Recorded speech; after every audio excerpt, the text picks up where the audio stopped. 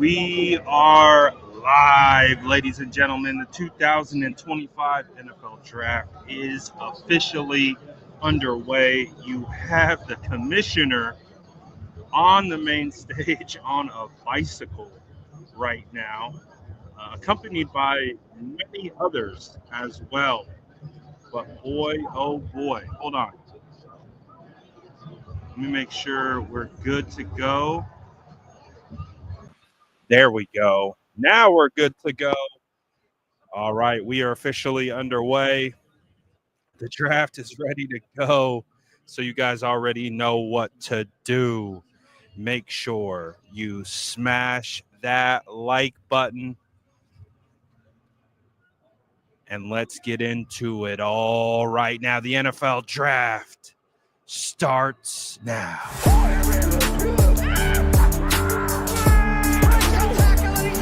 Smash that like button if you haven't already. Love to see it.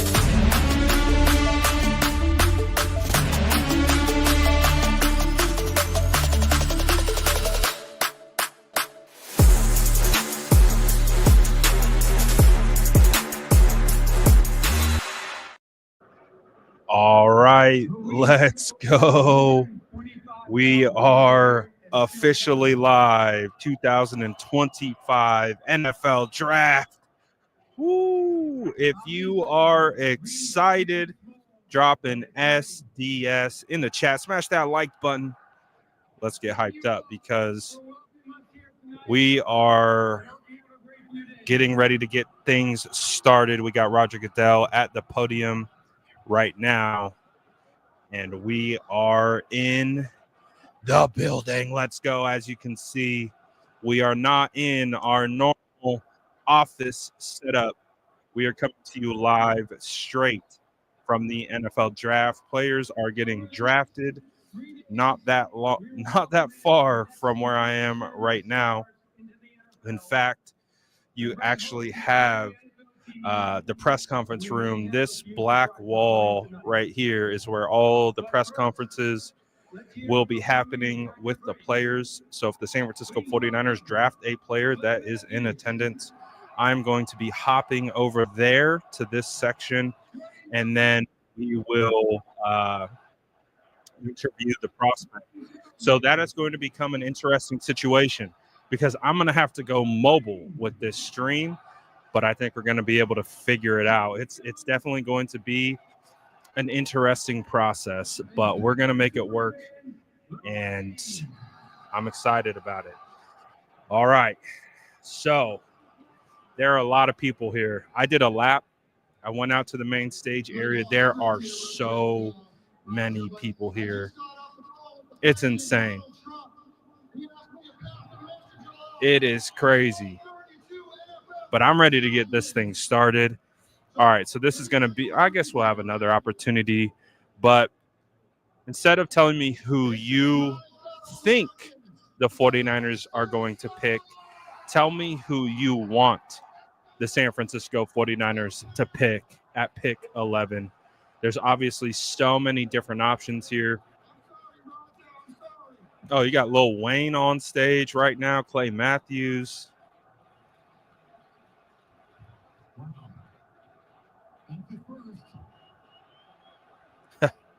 The red meat being thrown out here in the world. Let's get this thing rolling, Commish. It's time to get the show started. Let's go. That's what I'm talking about. All right. The 2025 NFL Draft is now officially open. Boom. And just like that, the draft is officially open. We are open for business, and we are underway. All right, guys. This is a huge draft for the San Francisco 49ers. I know I do not have to tell you, but as we know, this draft has massive implications on the success of the San Francisco 49ers in 2025.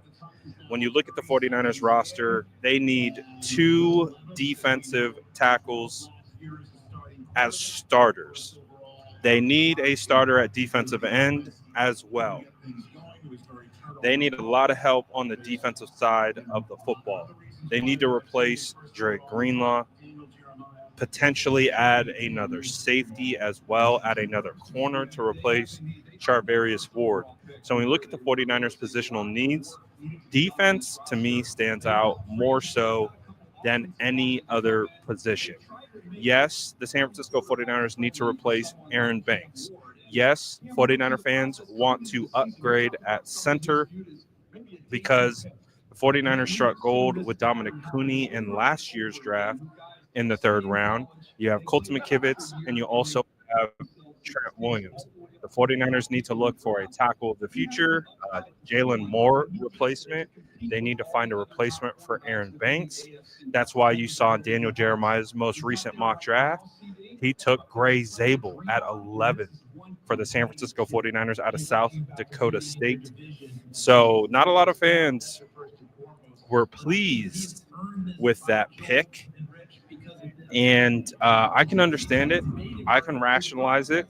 But at the end of the day, if whatever player that is picked in that 11th spot becomes a future All-Pro, becomes, that type of player, then it doesn't matter, right? Because that means the 49ers hit, and ultimately that's what we're looking for. So we'll see how it all ultimately plays out. But the 49ers can go a lot of different ways here, but it does feel like they're going to have to go offensive line or defensive line at the top of the draft. Now, they could shake it up. They could go cornerback. Do they dare go wide receiver again in the first round? I don't necessarily think that would be the case. I don't think they're going running back at 11. I don't think they're going safety at 11. I really do think it's O-line, D-line, and then in tier 2, probably cornerback,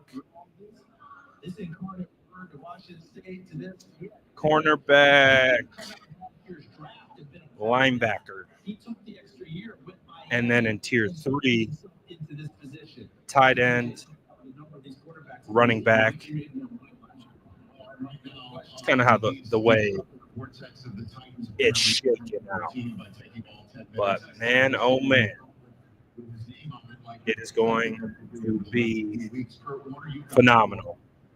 The draft clock is ticking down. We are inching closer to only 6 minutes left on the clock for the Titans. So let me ask you this in the chat.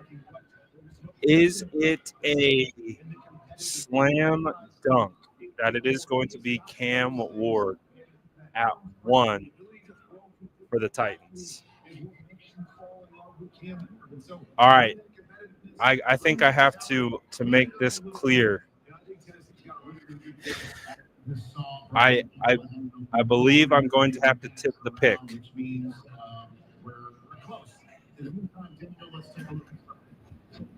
So are you guys okay with me tipping picks?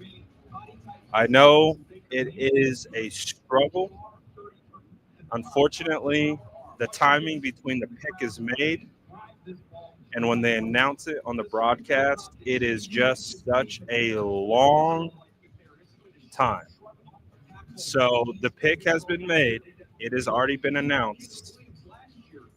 I just want to make sure that we are all okay with tipping. And I don't want anyone to get mad at me. And if you're not okay with that, you have the opportunity to get out now. I wish the broadcast was faster, but here it is. With the first pick in the NFL draft, the San Francisco psych. With the first pick in the NFL draft, the Tennessee Titans select Miami quarterback Cam Ward. It is official. Cam Ward is a Tennessee Titan. Honestly, I think this is not a surprise at all. This was to be expected. I mean, even when I was talking to Cam Ward yesterday, we had the chance to interview him. He was talking about how he's been in conversation with his now current teammates. We have some action. Breaking news. The Browns are trading the number 2 overall pick to the Jaguars for the number 5 overall pick. It's Ashton Genty going off the board. Who could the Jacksonville Jaguars be selecting right here? Ladies and gentlemen, we have a big trade, our first major trade of the night. Wow. Who are the Jacksonville Jaguars picking? They are now on the clock at pick 2, waiting to see what the compensation was that was given up for this trade. But we have the Jags are on the clock. Oh boy, are they going Travis Hunter here? Oh boy. Who is it going to be? Oh, dude, I love the draft, man. I love the draft. Let's go. We already got some action. All right, we got the compensation right here. The Browns are trading the number 2 overall pick, a 4th rounder, number 104, a 6th rounder, number 200, to the Jaguars in exchange for the 5th overall pick, 2nd round pick, number 36, a 4th round pick, 126, and the Jaguars 2026 first round pick. Wow. I don't know how loud I am because I have noise canceling headphones on. Oh, I don't think anyone can hear me. Oh my goodness. Oh my goodness. The I keep saying the San Francisco 49ers. Clearly, I got the Niners on my mind. But wow, that is a absolute fleecing. That is I'm sorry. It's you're moving up from 5 to 2, but they leveraged so much. 36th overall, 126, and a first rounder in 2026 to move up. Whoa. All right, now who is it? Is this the Travis Hunter pick? I don't know. I don't know if you're moving up this much for Abdul Carter.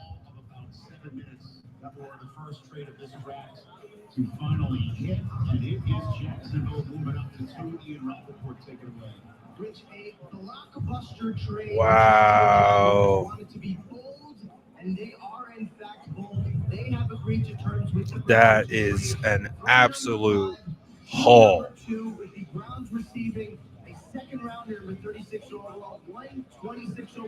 Wow. Yeah, this got to be Travis. Like that is such a substantial.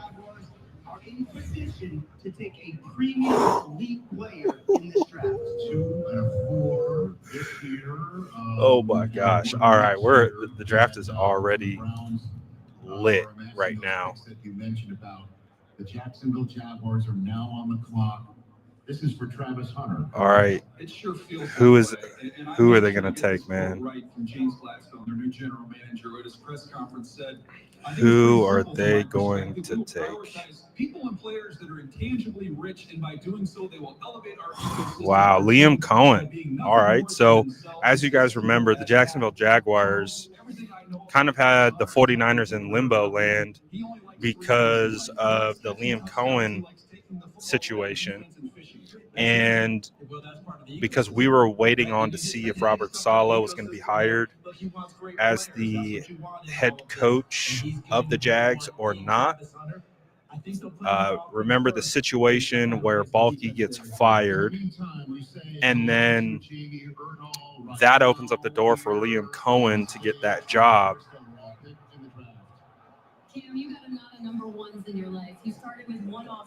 I see that they're saying in the chat that Hunter has been announced. I'm not seeing that yet, but I would totally imagine that it would be Travis Hunter. Yep, there it is. Wow, the Jacksonville Jaguars trade up for the Heisman Trophy winner, Travis Hunter. Whoa. So that is nuts. So that means the New York Jets are now on the clock. Wow, they gave up a haul for Travis Hunter, but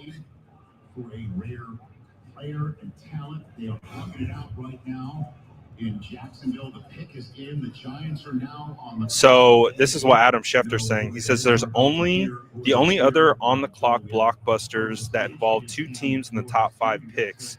You guys are going to remember this one. 2017, the Bears traded the number 3 pick that became defensive end Solomon Thomas, 2 third-round picks, one in 2017 and one in 2018, and a 4th-round pick to the 49ers for the number 2 overall pick. Chicago selected Mitchell Trubisky. I mean, honestly, that was a phenomenal trade by the San Francisco 49ers just to drop back 1 pick to take those picks for a guy that they weren't going to take. So now you have the Jacksonville Jaguars give up a lot, but they got a player that is going to be able to pair up with their franchise quarterback, also pair up with Brandon Thomas. Ooh, boy. Oh, boy. That is it didn't take long for this draft to heat up. So that is crazy. So that means pretty soon Cam Ward is going to walk into the room to the left of me, and then Travis Hunter. So this is interesting, right? Because we've talked about this before with Mason Graham. Mason Graham was a guy who has been mocked quite a bit to the Jacksonville Jaguars. So they're obviously off the clock. This now changes the whole trajectory of the top 10. So, we got Eric Armstead coming on to the stage to announce the pick. Former 49er, now current Jacksonville Jaguar. He was also the Walter Payton Man of the Year recipient. I'm honored to take a moment to recognize the player. But keep in mind, the New York Jets are currently on the clock. The Walter Payton NFL Man of the Year Award, presented by Nationwide, recognizes one player each year who best represents greatness and compassion, both on and off the field. I still can't believe they did that trade. We are proudly joined by the 2024 Walter Payton NFL Man of the Year. I think this is a good question for everyone in the chat. Who would you rather have, Graham or Nolan? They really remind me of very similar prospects. That's weird to hear Eric Armstead say that. Eric Armstead just give a big Duval. I like both of the players. I'm high on both of the players. I would probably stack them in the same tier. I would have Mason Graham 1A, and I would have Walter Nolan 1B. So I'm still sticking with Graham at this point, but Nolan wouldn't be a bad pick either. So we're going to see.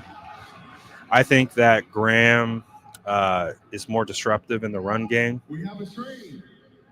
And Nolan is more disruptive in getting after the passer. But they're both talented at both roles. In the 2025 NFL Draft, the Jacksonville Jaguars select Travis Hunter. All right, Travis Hunter has officially been announced. So the Jacksonville Jaguars going gold, sort of like the color of the jacket. Travis Hunter is dancing his way out of the green room and taking that hot pick. Man, wow, we are off and running. So now I think the question becomes, who are the Giants going to take? I don't know if the Giants are going to take a quarterback here. I think they need a quarterback. I just don't know if that's who it's going to be.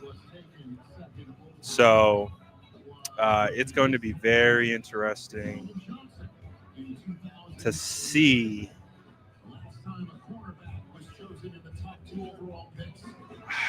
Do they go Abdul Carter? Because they have Brian Burns, they have Kayvon Thibodeau. Now, it does sound like Kayvon Thibodeau has been discussed in potential trades, but I don't know. Do they go Abdul Carter here? Do we get a little bit of an Abdul Carter slide?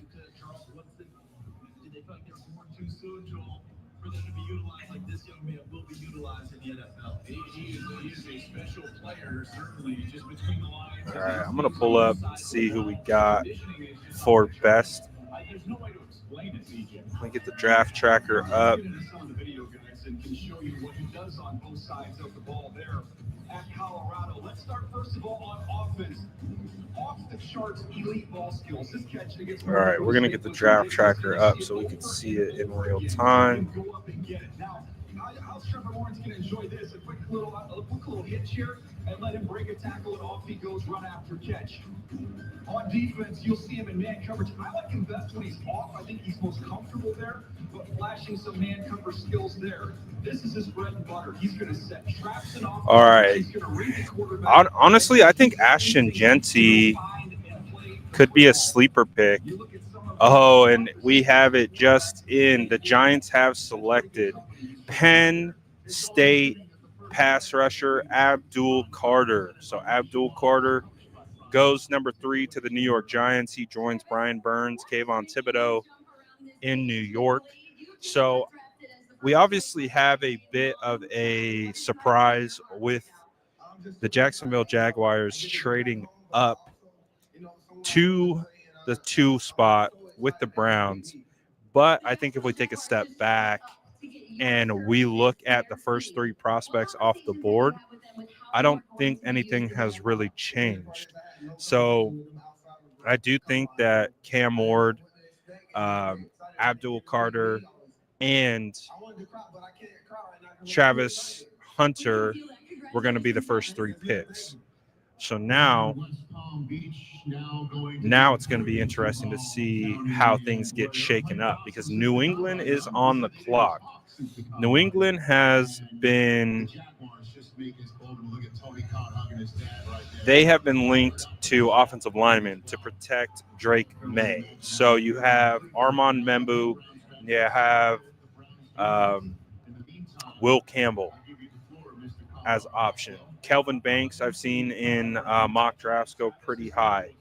So do they add a tackle right here? It could be Will Campbell, but I also do think this could be a surprise.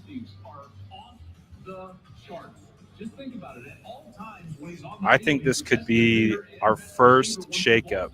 Maybe. We'll see. Could they go Genty and really shake it up? Because when you look at their running backs, they have Ramondre Stevenson. I don't think a whole lot more. But Do you want a running back without an offensive line? I don't know. We're going to see. But, whoo, boy. This is fun, man. I love the draft.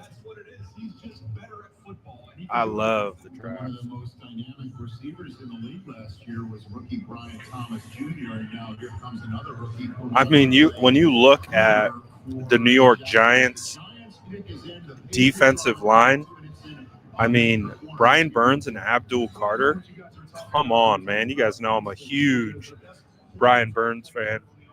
You now put Brian Burns with Abdul Carter? Like, that's crazy. And they still have Kayvon Thibodeau as well. That is a insane defensive line room, not even including Dexter Lawrence, their defensive tackle. So they got arguably one of the best defensive line rooms in the entire league. So the Giants would be smart to potentially target a quarterback potentially in the early in the second round.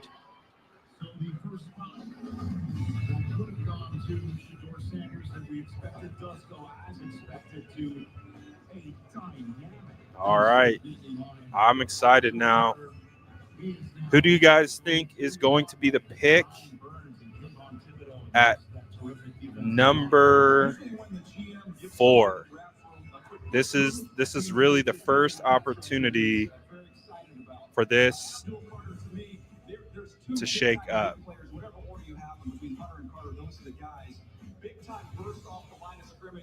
He just reminds me a little bit of Von Miller, the way he can bend and the speed that he has off the line. These are early wins where you see tackles like this one at UNC not even get a hand on him, and then he's able to turn that short corner. That quick first step again. Will Campbell, I see. Ooh, Tyler Warren, Ashton Genty.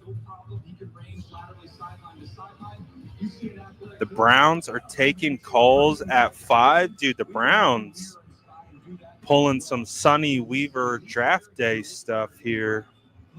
Just trading back, acquiring picks. Oh, we got a phenomenal handshake between Abdul Carter and the commish.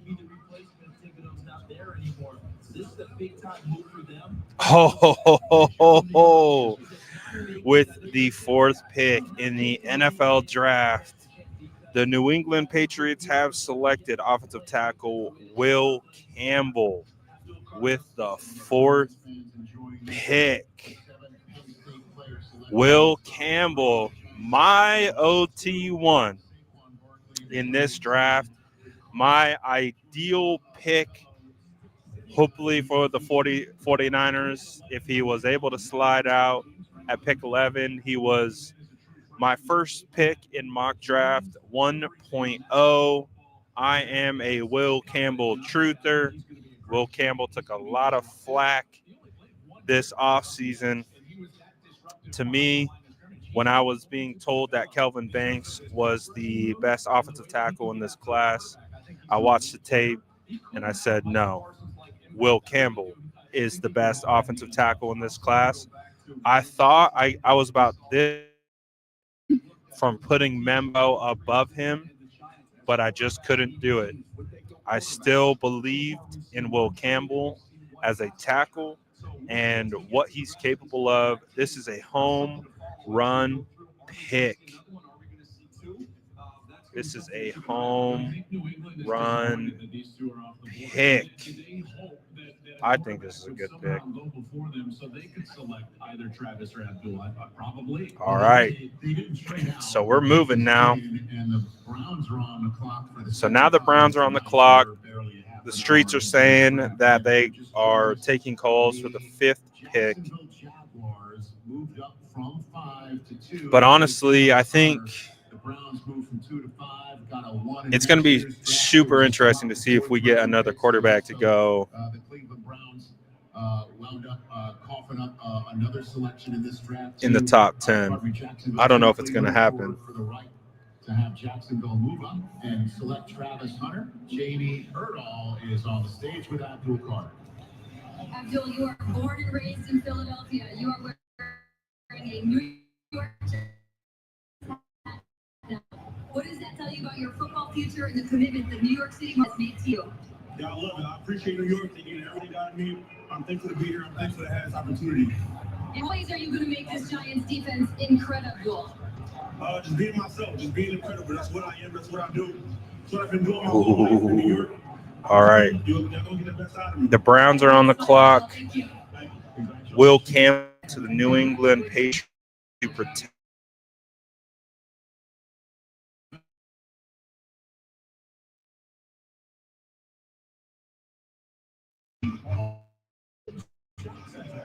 It's not you, it's us. Verizon Small Business Days are back.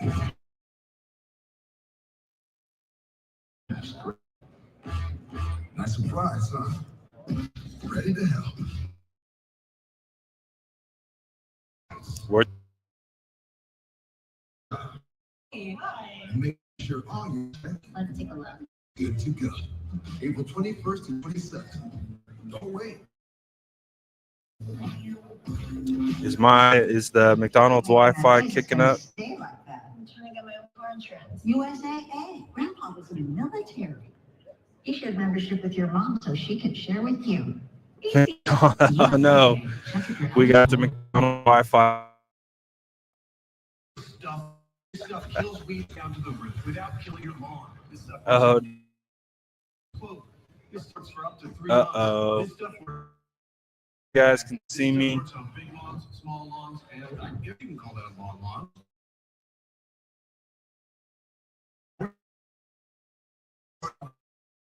This stuff works in Knoxville. I can see that my connection is. This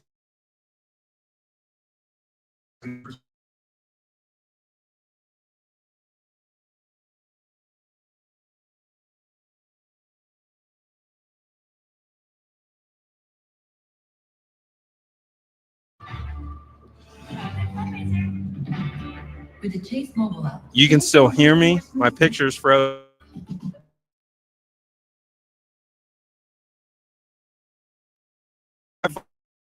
Right.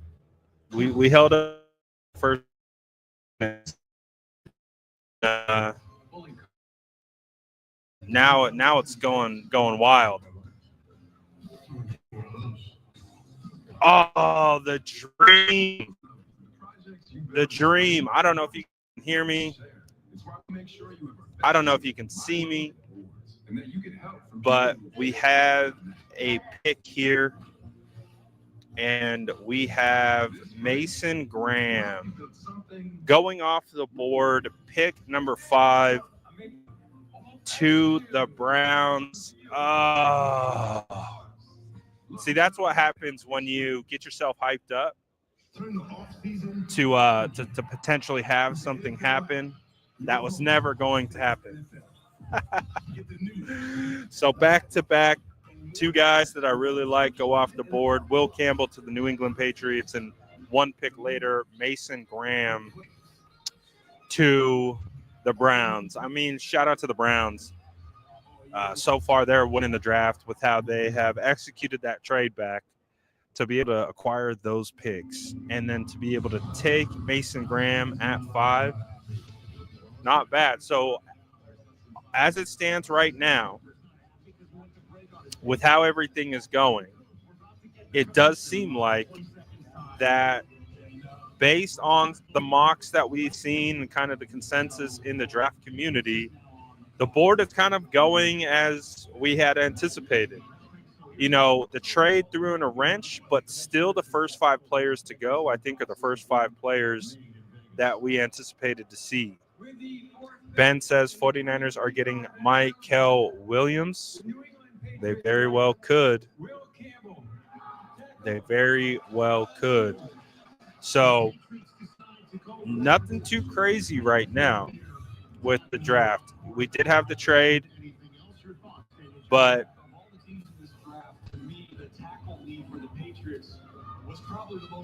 Nothing too shaken up yet.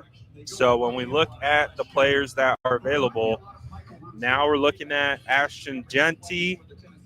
We're looking at Tyler Warren. We're looking at Membu. We're looking at potentially Jalen Walker.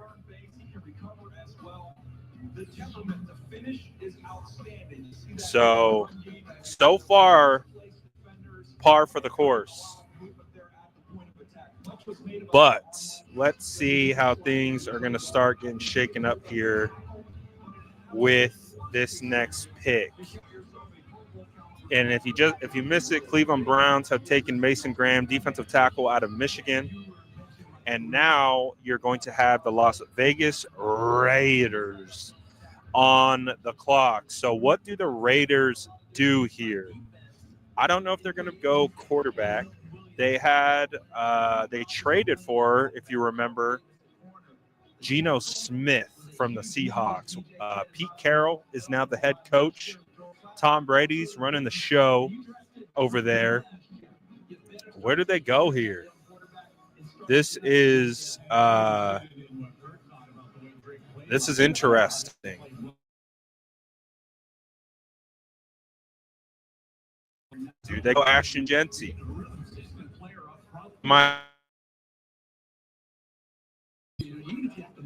They might have not going tight end.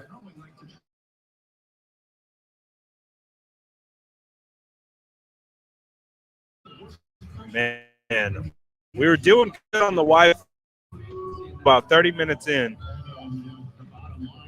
Now it's all tripping out. Hopefully you guys can see me and hear me loud and clear.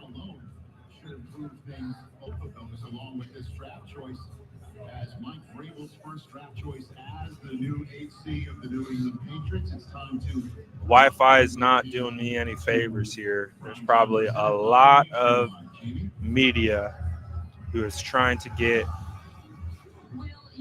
on this. Yeah. I gotta look into alternative on-site Wi-Fi options.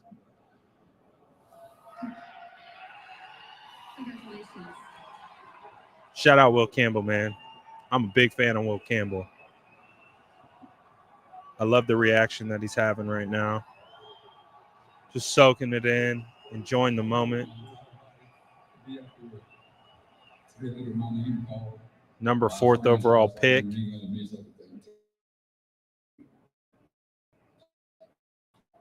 That's awesome. You are brought to protect me. What kind of tone? Love it. I love Will Campbell, man. I'm gonna fight and die to protect them. Congratulations, Will. In case you couldn't tell, Will Campbell's not from the All right. Now heading to Foxborough, Massachusetts.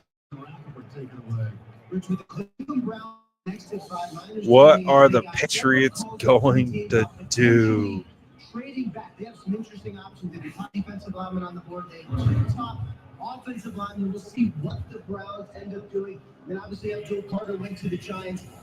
Pull out the Giants coming back into the first round to try to get a quarterback. Yes, even Shedeur Sanders definitely in the realm of possibility. Definitely keep an eye on all of that as Vegas is now almost halfway through their round. The first of Pete Carroll's return to the NFL, the first of Tom being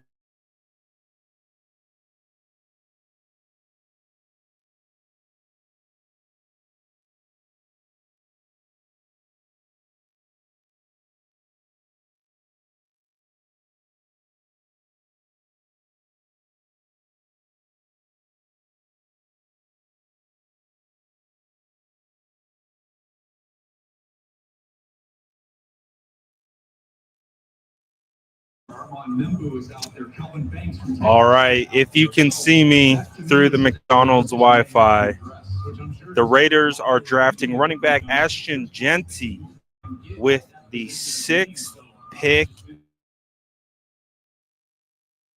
And this Wi-Fi is cooking me right now.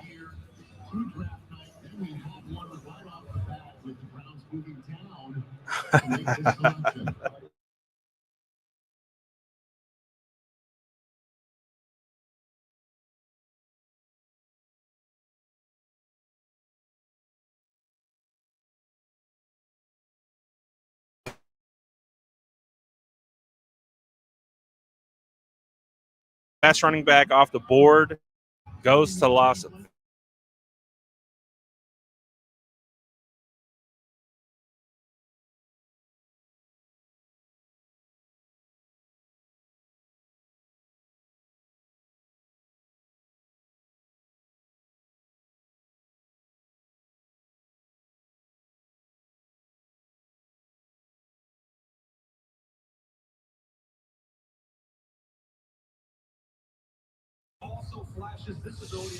All right. Unfortunately, our Wi-Fi is not cooperating. The Wi-Fi here is clearly strained. Cannot handle.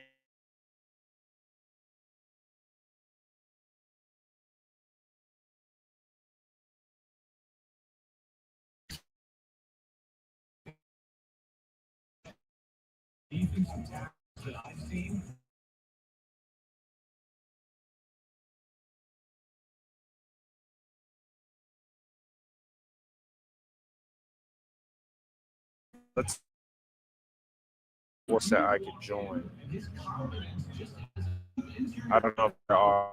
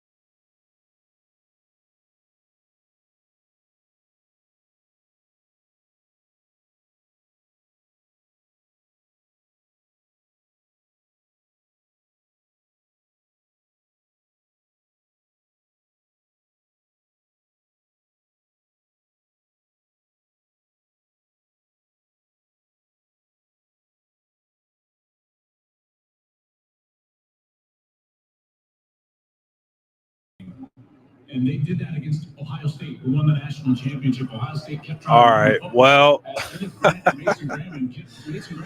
I don't know if you guys can see me or not. My Wi-Fi is struggling. So I don't know if you got me or not, but NFL's Wi-Fi is failing me deeply right now. Hopefully you can hear and see me now. So we'll see. We'll see how long this lasts. Something tells me that I'm going to get booted from my own stream again. But we're going to keep working. We're going to keep doing what we can with what we got.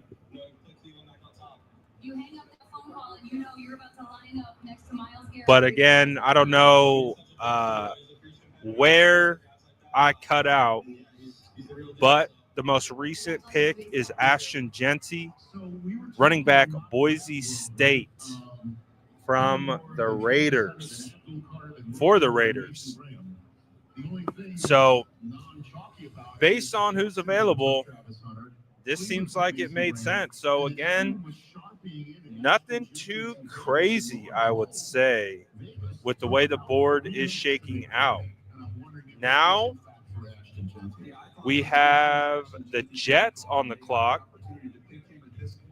This feels like this could be potentially Tyler Warren. It really does seem like that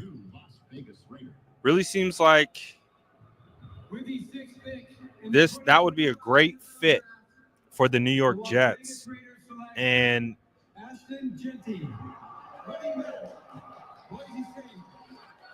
From the blue turf to silver and black, Ashton Genty is the That's the way I could see it shaking out, because when you look at the Jets roster, they don't really have a tight end right now, and that could be a great fit for them. They have Justin Fields at quarterback. Could use a tight end for sure. So we called Genty to the Raiders. Now we're going to call Tyler Warren to the Jets. That's the way that I see it playing out. It's going to be fascinating to see what Carolina does in this situation. Does Carolina mix it up?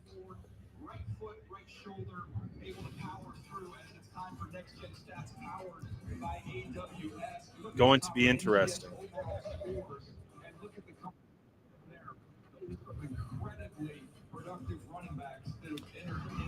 Oh, Membu. That's not bad.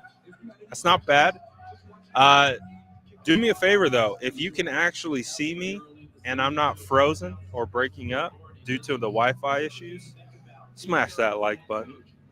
Smash that like button. The Jets drafted Membu. Are you sure? Let me see. Oh, they did. Yep. 56 seconds ago, the Jets have selected offensive tackle Armand Membu. Woo!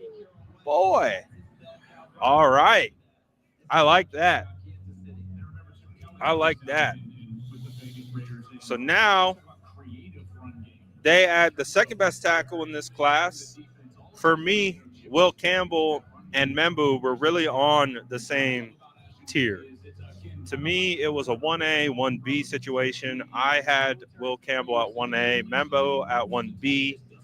When you look at Membu, his traits, he would have fit so well with the San Francisco 49ers. His movement ability, his lateral speed, his ability to pass block and be a force in the run game. He's not the biggest guy in the world, but he's pretty solid. He is pretty solid for sure. I would have loved it if he slid out. So with the options for the San Francisco 49ers, man, it's still going to be a surprise with who they go with, man. I don't know who they're going to take. I have no idea who the 49ers are going to take. We're close, man. We are on the clock after three more picks. The San Francisco 49ers are up. So that's crazy. I have no idea which way they are going to go with this. Definitely feels like it's going to be a defensive lineman with the way the board is shaken out.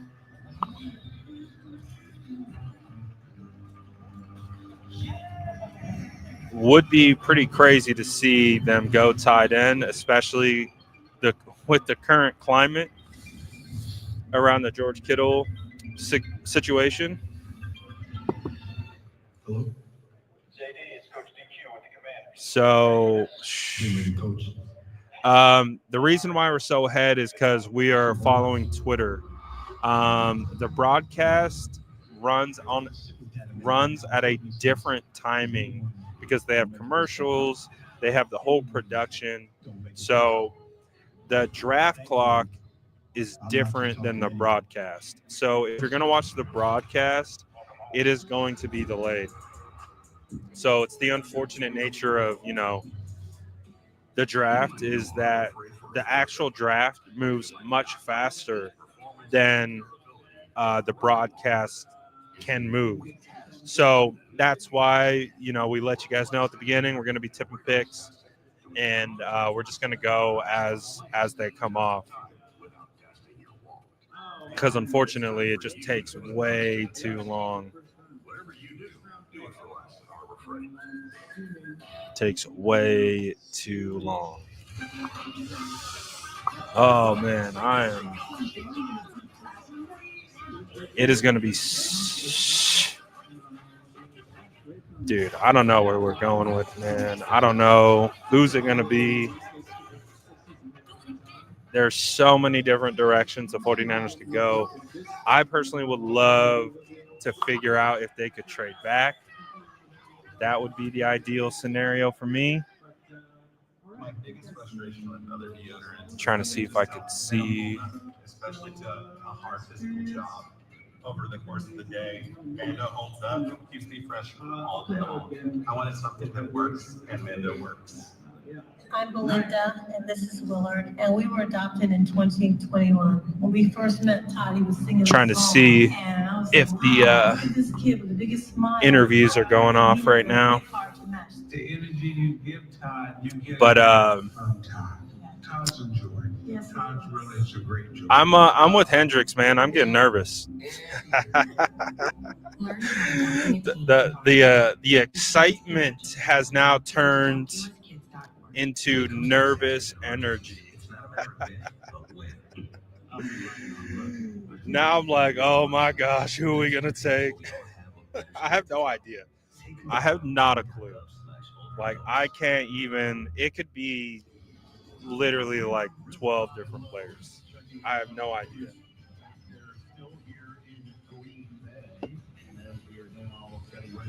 I do not know how this is going to shake out, man. We're getting so close. We're getting to that point, man.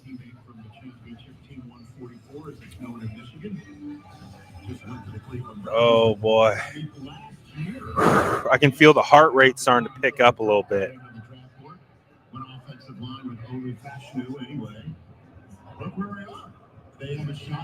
All right, we're close, man. We are close. They could go Membu. There could be all different ways the Jets could go with this pick.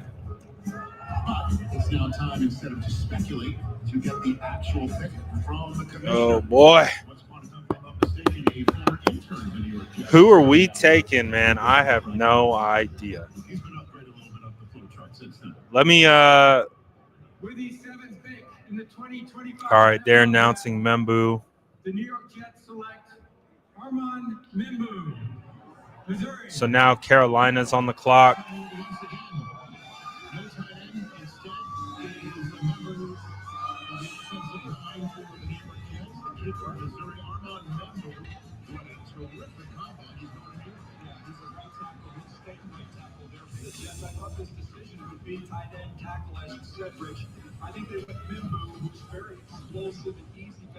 So on the board still, Tyler Warren, Colston Loveland, Will Johnson, Walter Nolan, Mykel Williams, Mike Green, Jalen Walker, Kelvin Banks, Burden, Barron, Golden, Eamon Worry, Shamar Stewart.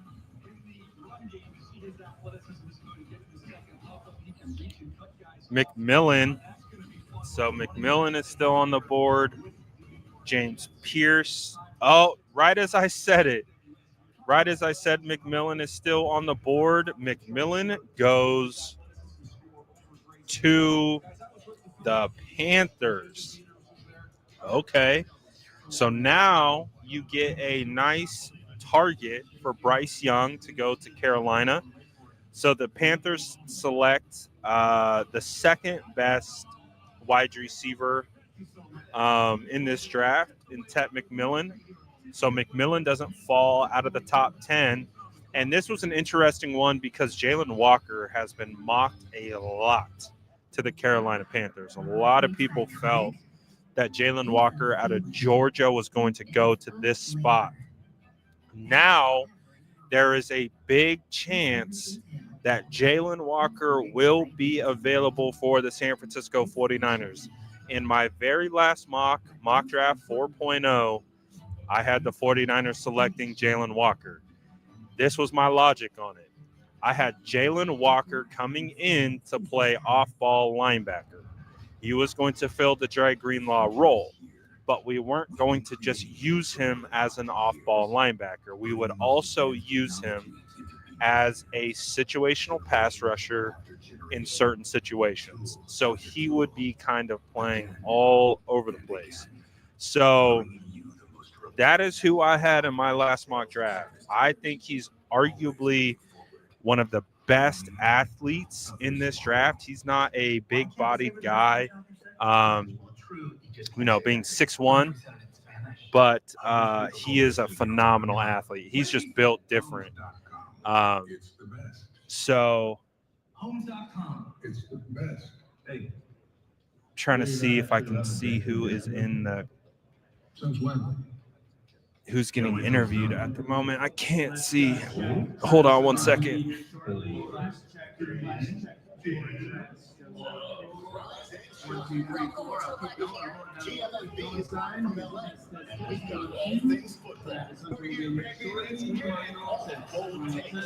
Okay, they're on Travis Hunter in the interviews.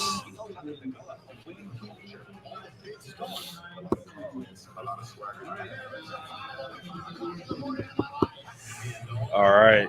Ooh. All right, so they're way behind on the interviews. So that actually works out well for us if whoever's here gets selected. Oh, I'm getting nervous, guys. Smash that like button if you're nervous too. So this is how it shakes out. We got New Orleans on the clock because the Panthers have selected Ted McMillan. Then it's the Bears and then the 49ers. So this could be a chance that New Orleans Saints take Jackson Dart. They could do that right here. This could be a quarterback. If that is a quarterback, that helps the San Francisco 49ers potentially having someone fall into their lap. I don't know. I think Josh Simmons, if he was healthy, could definitely be considered in the spot. I just think 11 is too rich. And I like Gray Zabel as well, but I also believe 11 is too rich.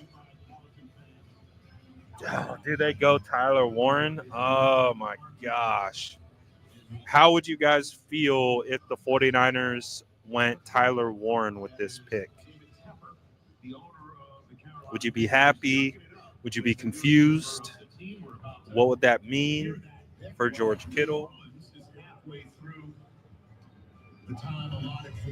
Oh, boy.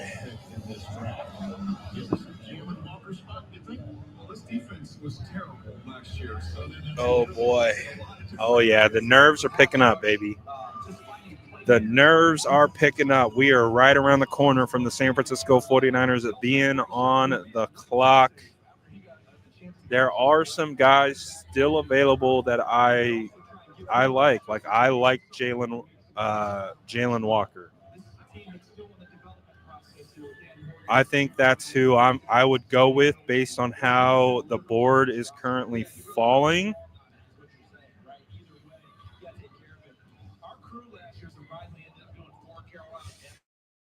I think Jalen Walker is better than Mykel Williams. I think he's a better player.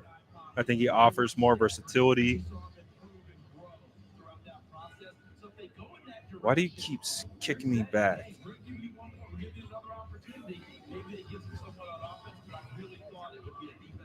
So Will Johnson, if they go cornerback, Walter Nolan is still there. Walter Nolan could definitely be the pick as well. Oh, I'm kind of walk. Oh, wow. Oh, no. I got pump faked by Matt Barrows.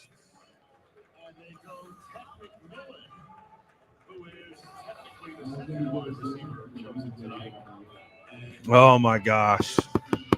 Who are we going with? Who are we going with?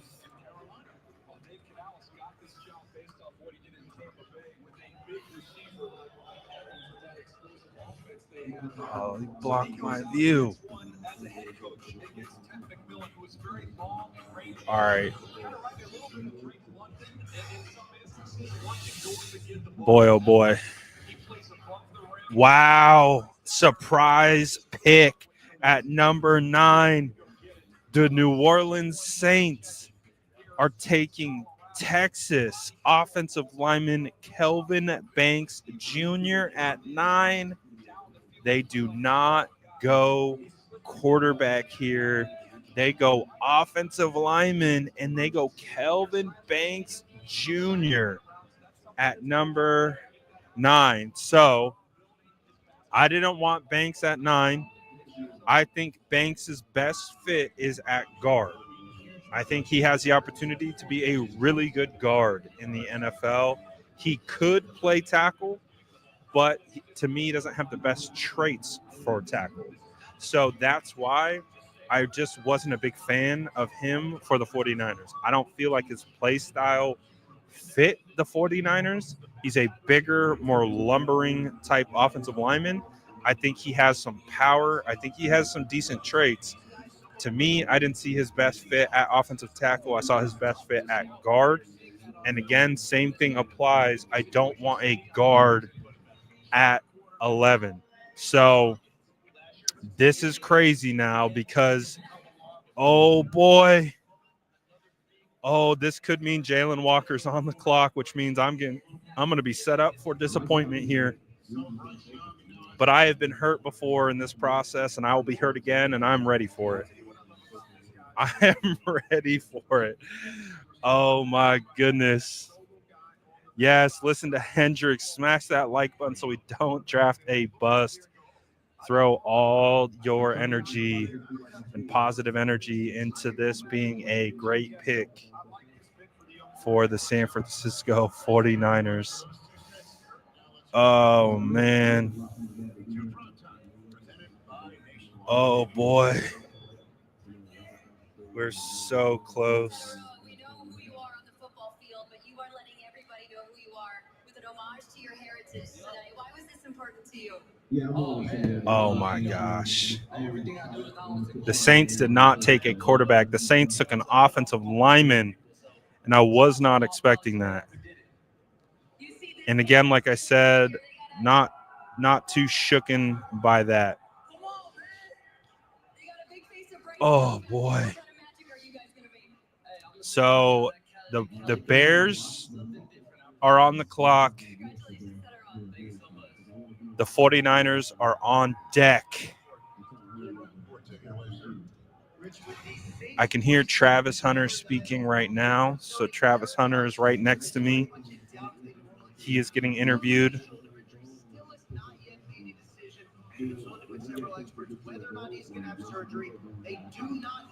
Oh, boy. Oh, boy. So who are the Bears going to take? Oh, who are the 49ers going to take? So that means Mykel Williams is going to be on the board. Will Johnson's going to be on the board potentially. Jalen Walker potentially. Barron potentially. Golden potentially. Oh, my gosh.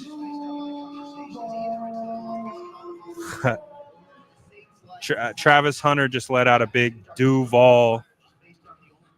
Just echoed through the media room. Oh, my goodness.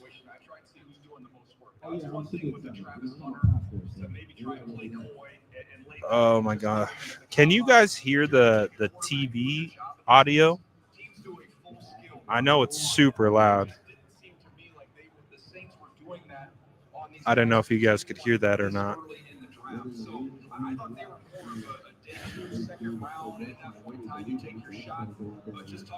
Is it like insanely loud?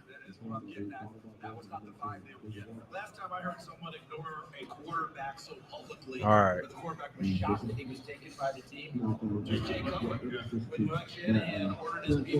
Oh boy, guys. All right. Appreciate you guys for letting me know. All right. So we're so close to being on deck. Or no, we are on deck. Let me say that again. We are on deck. We're so close to being on the clock. Oh, boy. The 49ers are officially on the clock. But who? Wow. The Michigan. Oh, the Bears with a bit of a shocking pick here. They select tight end out of Michigan, Colston Loveland. That means that the 49ers are officially on the clock. Oh, my gosh. And it wasn't Tyler Warren who was the first off the board. It was Colston Loveland out of Michigan. Oh, boy. Oh, the 49ers are on the clock. Oh, get ready, ladies and gentlemen. All right, this is your last opportunity to guess the pick. This is your last opportunity to guess the pick for the San Francisco 49ers. Who are they going to take? Oh, boy, I'm about to hyperventilate. Tyler Warren is on the board right now. Do the 49ers dare? Do they dare go tight end at this position? I don't think that would be the move.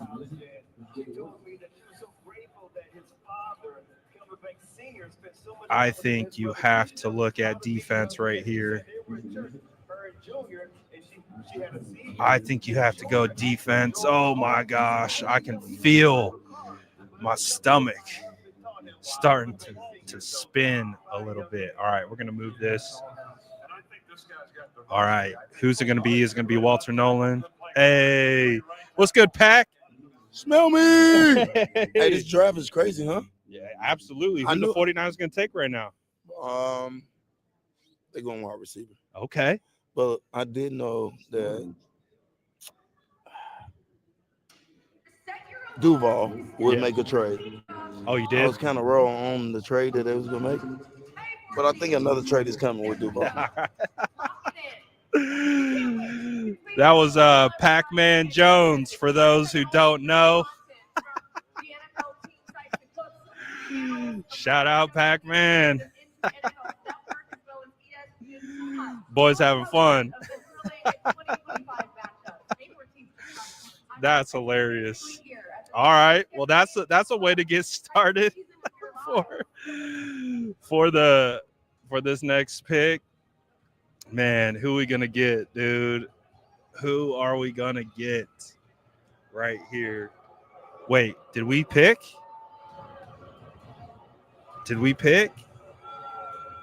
Oh, we took Mykel Williams. Oh, my goodness. The 49ers did it. Mykel Williams. They took the Georgia player. Wow. Mykel Williams with the 13th or the 11th pick in the NFL draft. They go defensive lineman. All right. They went with edge. Yesterday, all right. the NFL family lost. It's definitely not a player that I absolutely love, but it's not like a player that I don't like. My heart is with the Mykel family during this incredibly difficult But time. this is a guy with a ton of upside. He is going to be a guy that obviously is going to play right away for the San Francisco 49ers on the edge. This is a guy who they now have a bookend speed rusher on the opposite side of Nick Bosa, something that I've been looking for a long time. They get it now with Mykel Williams. Oh, boy. Let me get these posts out. How are we feeling about this selection? The 49ers have selected Georgia edge Mykel Williams. Wow. Instant reaction. How are we feeling? Honestly, there's a lot of upside with this guy, man. There really is. I watched him against Armand Membu.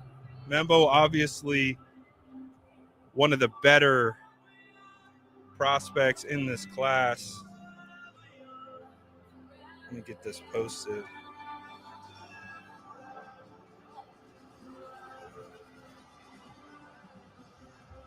All right. We are posted. So, man, this is going to be an interesting one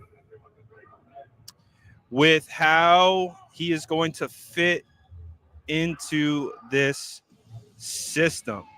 All right. So the San Francisco 49ers take a 6'5", 265-pound defensive end out of Georgia. He is only 20 years old. He will turn 21 this season. Last year, he had 5 sacks, 6 quarterback hits, 15 hurries.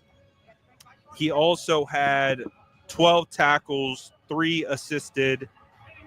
And if we take a look at his whole career, over his 3 years at Georgia, he played over 1,100 snaps. He had a total of 17 sacks, 11 hits, 57 quarterback hurries. That's an important stat right there. And then he added 40 tackles over his 3 seasons with the Georgia Bulldogs. So I think with this pick, the 49ers, it kind of goes back to what John Lynch was saying with setting the edge. I think that's what Mykel Williams brings with his size and his length, is you get a guy who can set that edge at 6'5", 265 pounds. And the other thing that you also have to think about, the fact that he's 20 years old, he is only going to continue to develop in regards to his body composition. He has the opportunity to get bigger. He has the opportunity to fill out even more.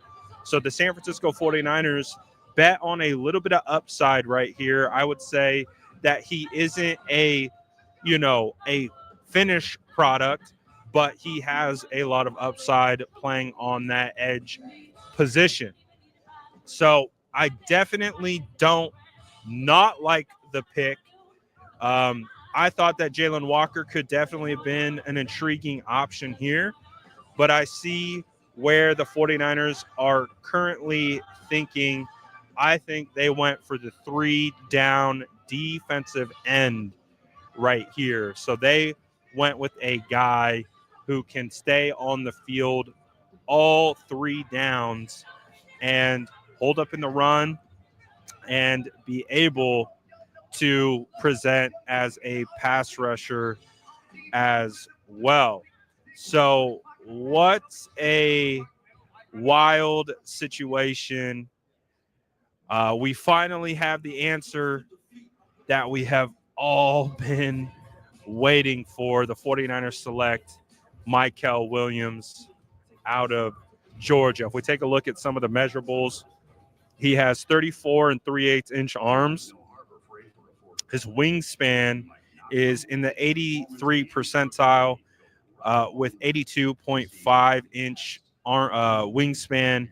His 40, he ran a 4.77, and he really is a physical edge defender. And again, I really think that's kind of what the 49ers are betting on. They're betting on the power at the point of attack.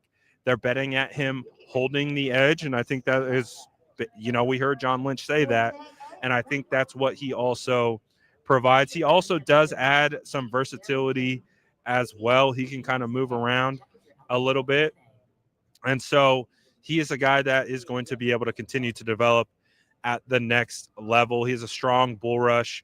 I think that this is a much better pick than the Shamar, like let's say if it was Shamar Stewart. I would much rather go with this spot right here with Mykel than a Shamar Stewart. So again, this is a guy who has shown he can do it at this level. He's shown he can play big-time football in the SEC at 18, 19, and 20 years old. And so he should be able to make that transition to the next level with the NFL. And he is now going to be operating in the wide nine on the opposite side of Nick Bosa. And the San Francisco 49ers finally get a guy to bookend for a long time on the opposite side of Bosa. So, hey, I'm not super upset about it at all. We got Mykel Williams on the San Francisco 49ers. Again, I see the vision. And I got to do more homework. Now, this is my favorite part of this process. Now, I'm going to dive into the tape a little bit more, and I'm going to see if I come away liking this pick even more. But like I said, the vision is there. I see what the idea is for him at this pick. And so, hey, the 49, you have to also recognize that the 49ers addressed a major need, and that need was defensive line. So now this is going to be really, really interesting to see how the 49ers are going to operate for the rest of the draft, right? Because now they have taken an edge, and they're going to need to go defensive tackle. So the defensive tackle is going to be someone that I would assume the 49ers could likely target at probably second or third round for sure. So that's the way that I would see it. That's the way that I'm looking at it. So, oh boy, buckle up. The 49ers got their edge of the future in Mykel Williams. All right, we're going to do instant grades. I know no time has passed, and it is always going to be too soon to do any grades. But send me your grades in the chat. How are you going to grade this pick, Mykel Williams, number 11, out of Georgia, 20 years old? Oh, they officially announced it. They officially announced it. You can see Mykel with his family. Tears of joy flowing down. You love to see it. If he'd been healthy through the entire year and through the process, I don't know that he would have even got to them here with the 11th overall pick. He got a little linked up and hurt in that opening game against Clemson. You love to see it. So again, this is a big-time upside pick. You can see on the screen, upside, raw pass rusher, dominates the point of attack. He is a big time, great-looking dude. He's got Texas saw the flashes. Yes, they did. So again, he's not a finished product, but he definitely fits the mold of an ascending prospect for sure. So if I had to give this one a grade, I'd probably give it a B. I think it's solid. I don't think it's bad. I think there could have been a lot worse picks here. So I think it's a solid pick, and I also think that this definitely has the potential to be a pick that we look back on and we say, all right, remember when we took Mykel Williams at 11? That ended up being a pretty darn good pick. So we'll see. Silent says there might be fire around Mike Green issues. Maybe. I don't know, but that's not something that we have to worry about. He's definitely not. He hasn't been a big time producer in regards to really filling up the stat sheet a whole bunch. Again, 5 sacks last year, 6 sacks the year before, and then 6 sacks in 2022. But we'll see. We'll see. I think there's a little bit of betting on the potential right here. And that's where the San Francisco 49ers go. So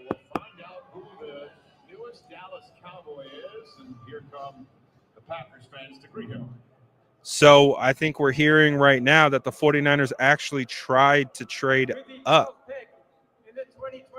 in this draft. The Dallas Cowboys select Tyler Booker, guard, Alabama.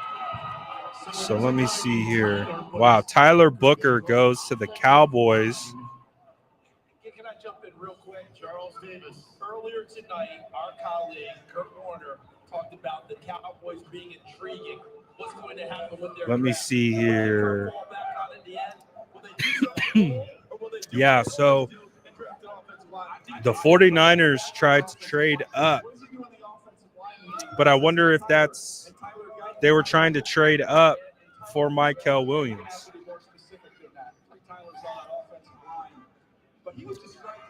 How does he look versus Aldon Smith? That's a great question. Obviously, Aldon Smith had great length. One of the reasons, I remember, hey guys, remember when we drafted Aldon Smith? Aldon Smith was 6'4", 280 pounds. I remember when the 49ers drafted Aldon Smith, I said, who? I was like, who's Aldon Smith? I was completely taken off guard by that pick. But, hey, man, the 49ers don't have to trade up, so I think that's a good thing. I wonder if Mykel was the pick that they were trying to trade up for.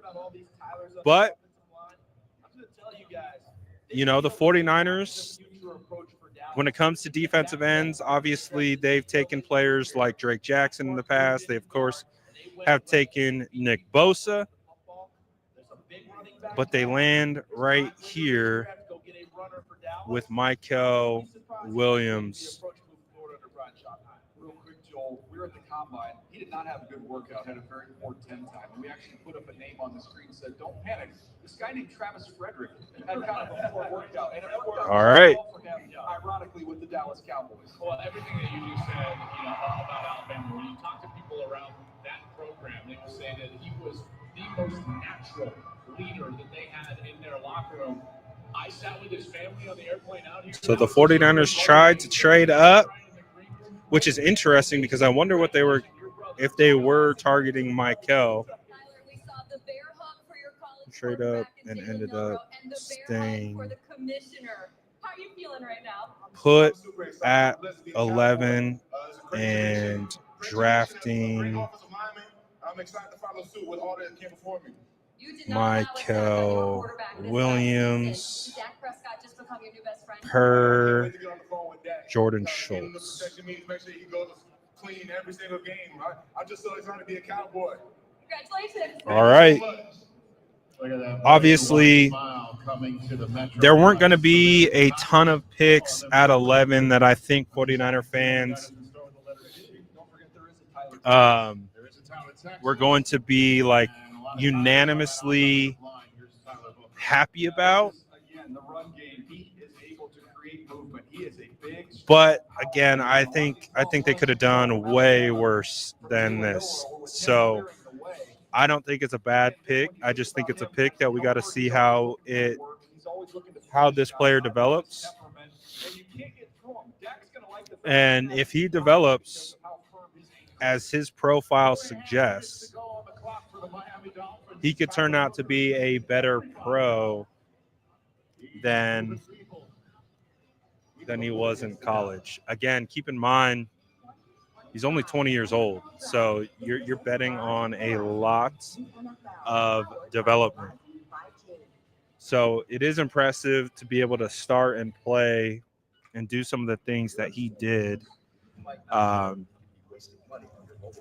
his age. But it's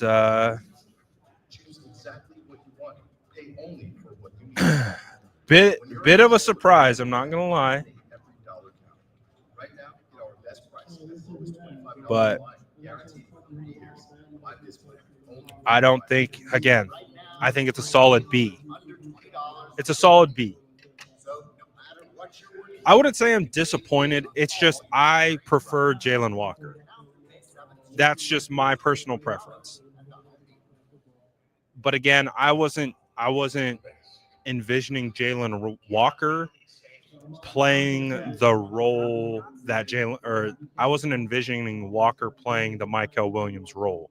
Completely different. It's not like they went with the defensive end I wanted over this defensive end. Like, Walker absolutely would have been kind of a joker on the defensive side. He would have played multiple spots. He would have moved around. He would have done a different things. He would have been off-ball linebacker. He would be edge. He would kind of float around. Whereas Mykel, he's a 3-down edge. He's going to be setting the edge in the run game, and he's going to be rushing the passer when quarterbacks drop back to pass. So it's not my favorite pick of all time. But like I said, I think from a perception standpoint, it could have been way worse. And this could also be a pick that once we get into training camp, once we get our eyes on him and we get to know him a little better, we'll be a lot more excited about this pick. I know there are some people who are super, super big on Mykel, so those people are ecstatic.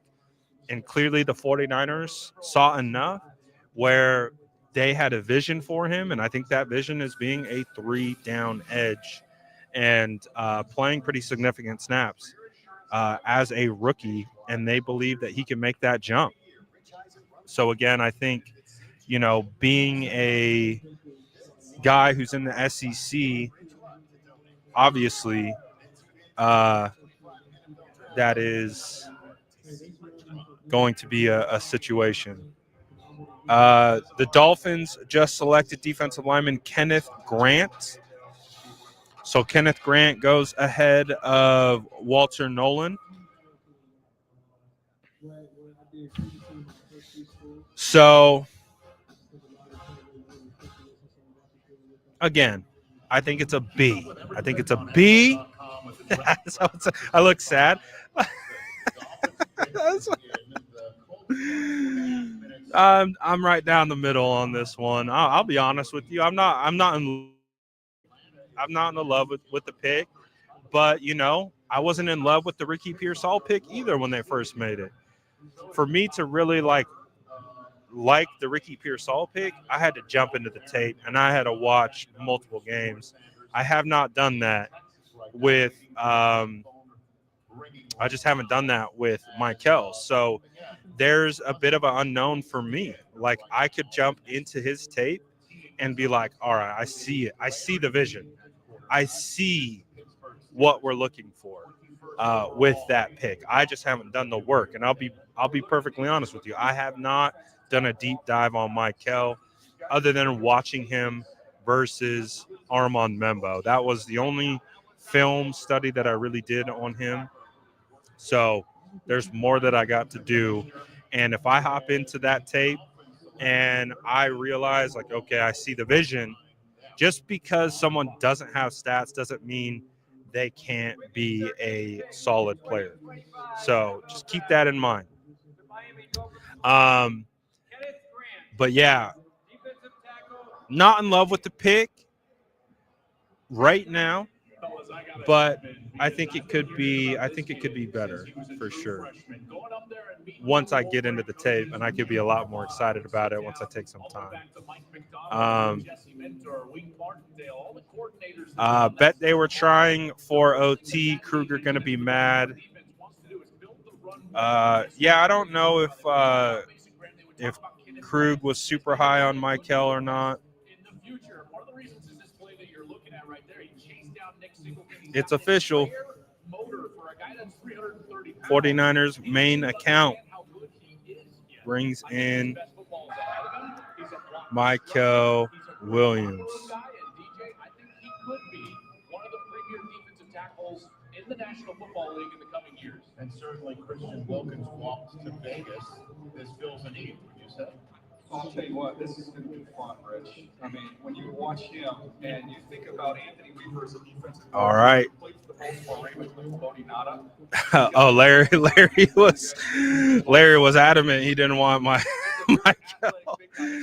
Hey, like I said, I'm not in love with the pick. I don't hate the pick. I'm kind of indifferent on it. That's why I gave it a B. I gave it a B because I see the vision. I can see that he's a young ascending player. He's dealt with injuries. I know that is a sensitive subject for 49er fans. But again, it's too soon to be super definitive.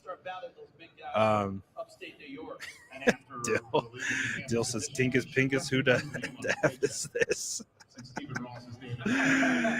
Hey, we're going to find out in training camp. We're going to find out because Mykel Williams is hopefully going to get a nice dose of Trent Williams, and we're going to see. We're going to see how that plays out. So, like I said, when you look at the intangible, the measurables, you look at his age, he has the option. Again, when I watched Jalen Walker and Mykel Williams work out side by side, the guy who stood out to me was Jalen Walker as an athlete. So, again, once I get into the tape, I'll have a much more definitive take on this one for you, I promise. But as it stands right now, I'm just kind of right down the middle. I'm in that B. I'm in that B zone. And when I get into the tape, if I love the tape, then we could bump that grade up a little bit further. I just haven't done the work. So I don't want to give you a definitive opinion if I haven't done the definitive work. I think we can all understand with that. So we'll see.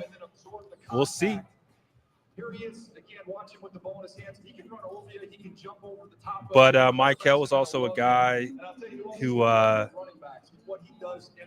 was on a 30 visit. Rome does not like the pick. Is Trent Baalke the GM? Well, to be fair, I think Trent Baalke did draft Olden. That'll probably be the only credit I would give Baalke. That's about it. So, like, I'm kind of in this round. I'm intrigued. I'm intrigued to get into the tape and see how he fits what the San Francisco 49ers are going to build and what they're going to do. So when I get into the tape, I'll give you a much stronger opinion on this. the Tyler Warren draft party. And speaking of kids, this is him in the Little League World Series. I'm gonna need a birth certificate. Well, his birth certificate was laminated by his I'm not parents going to because everyone He was asked. the Danny Almonte of this team. I'm going to go more. He looks more like Andy Reid in the punt passing game back in the day. You guys know darn well when he showed up, his parents just pulled out a laminated one. We know you're going to ask. And here it is. It's official. Kurt Warner, take it away. Yeah, I know we always want to label these guys. Talk about Travis Hunter. Is he a DB? Is he a wide receiver? Some of these guys are just what we call football But, players. hey, the 49ers got someone He is just a football player. He's smooth. Whatever you ask that him is do, going he's to got start day one. To do that, a big guy, but his soft hands, his ability to run after the So, catch. I think this is a home run. For the that's Indianapolis one way you can look at it. So, All right, so where are we at? Go to break. A lot of Big Ten Who's on the clock right now? here in Wisconsin that we've seen tonight. So I wonder what some of these guys have in common. Who is on the clock? 13 picks from one school. I don't know. Maybe ever connect the dots during the break. This is Roundup for lawns. This stuff works. This stuff kills weeds down to the root without killing your lawn. This stuff works on dandelions, crabgrass, clover. This stuff works for up to 3 months. This stuff works guaranteed or your money back. This is Roundup for lawns. This stuff works. The future is here. We've been creating. Oh, they're saying 100 years, putting the most advanced technology into they're saying Kinlaw Solomon. Hey, chill. We don't know that yet. We don't know that yet. network of authorized sales and service dealers, always moving forward. We lead, others follow. We don't know that yet. Congratulations. You're the key. Congratulations. Here's the water heater that somehow passed inspection. Will definitely flood your basement. congratulations. Here's your first year supply of nitrogen fertilizer. Remember, not too little or too much, or you'll kill your lawn. Congratulations. Here's Progressive's Home Products team. You're good. You can click like a pair insurance option. Someone said Brad's disgusted. You can see it in his face. I skipped the line. Yeah, you know, this one's gonna have to grow on me a little bit, but high traits, high upside. I feel it. We'll see. Again, part of it is just not being. I didn't do like a full breakdown on him, so basically, is how I'm feeling. I've only watched a little bit of him, and it happened to be against Armand Membo. Membu did a phenomenal job against him, but there's a reason why he went in the top 10.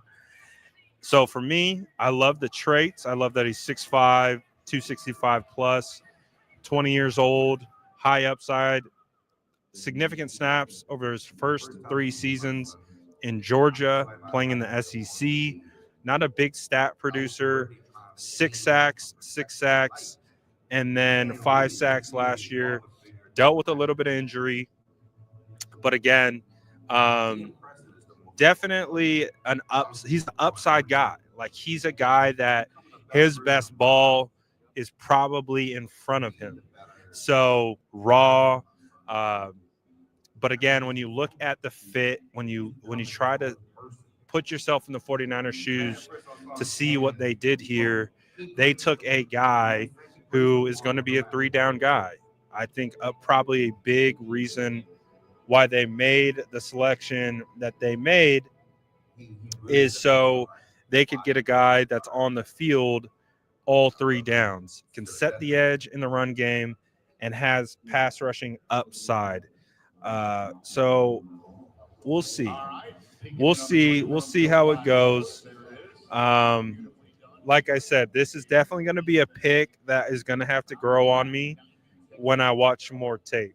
So the reason why I'm not in love with it right now is because I haven't watched enough.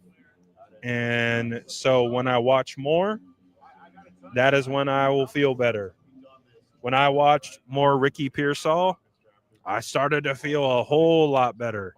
So, you know, I wasn't anticipating the 49ers were going to be taking a wide receiver at 31. And so just like this,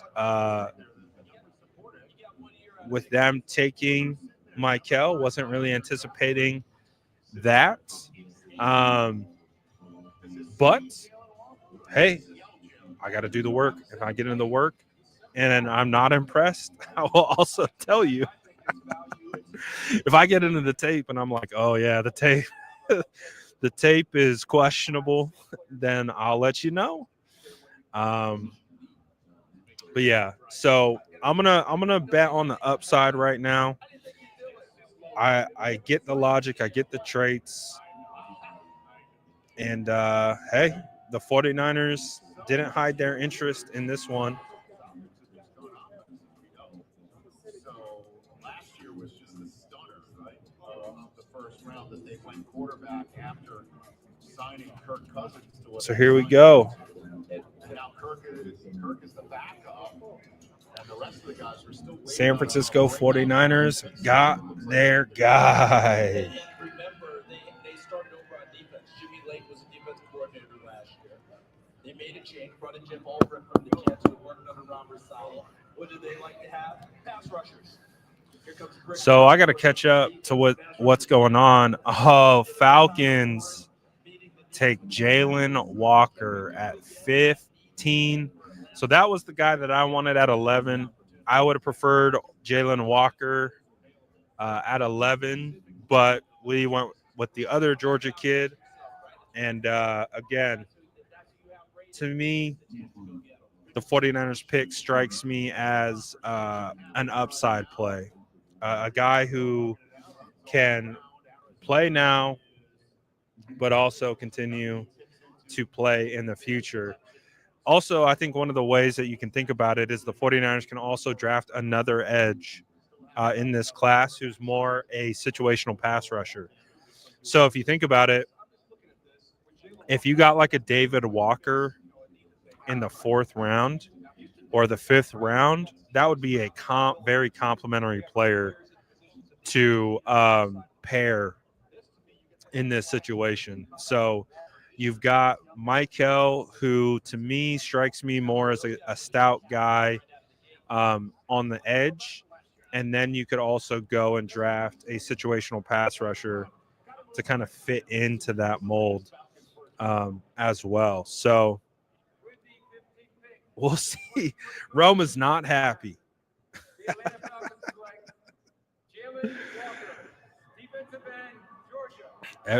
So Arizona is now on the clock. The rest of my mock draft, I'm going to probably hide under my bed, but this one I got right. So, I mean, I thought there was a chance he could drift a little bit, and he fell right to the Atlanta Falcons. What a dream scenario we've seen with these last 2 picks. Tyler Warren to the Colts, Jalen Walker here to the Atlanta Falcons.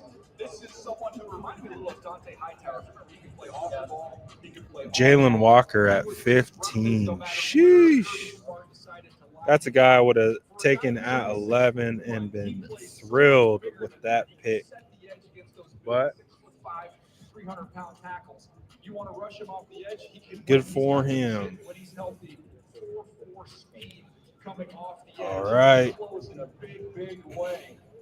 You see him, you want to spy him against Arch Manning. So again, I don't think this is a pick that will be like unanimously loved by the fan base. I think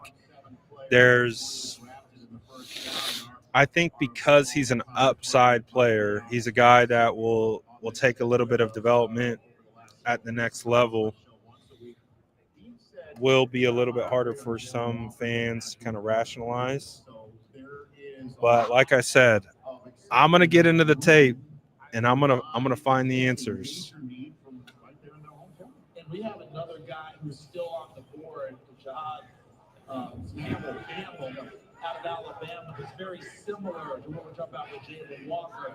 They're off-the-ball linebackers who can move to the edge and rush, a la Dante Hightower, who changed the fortunes of the Super Bowl with a rush and knocked it free from Matt Ryan and started that comeback for the New England Patriots when you have that type of a player. But they're all excited about their pick. Why are you bringing up that Super Bowl? But it doesn't matter. This is a guy that's on the reverse side of it, and maybe he can do it for them. Normally, you don't do buzzkill types. No, you went there. I'm just saying this is a positive for them. I'm just telling you, for the Falcons, No more worried about Big Beasley. No more worried about John Abraham. Jalen Walker comes in, and maybe he's their new guy. Okay. There's a member of the Ball Brotherhood. We welcome Monty Ossenfort to the scene. He's on the phone. All right. So, with the San Francisco 49ers taking Mykel Williams, what do you think the 49ers should do in the second round?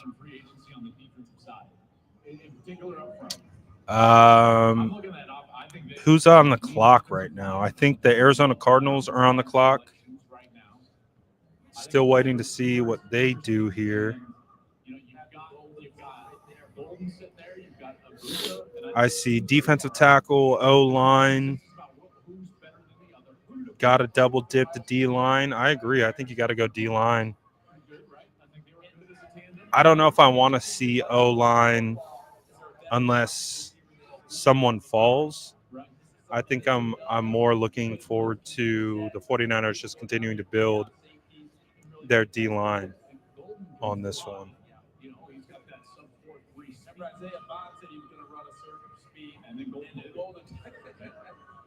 Look at that scene here in Green Bay. Over 120,000 here. They closed off the entrances shortly after the Titans were on the clock. We're at capacity. Kurt Warner, Mr. Arizona, take it away.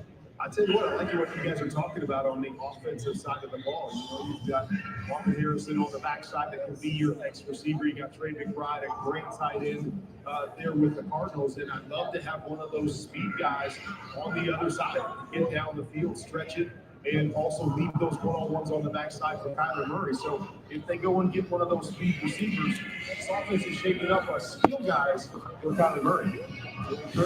Who's going to get Sanders? I don't know, man. I feel like Sanders might fall out of the first round at this point, unless someone kind of moves up into the first to try to take him and stop the slide.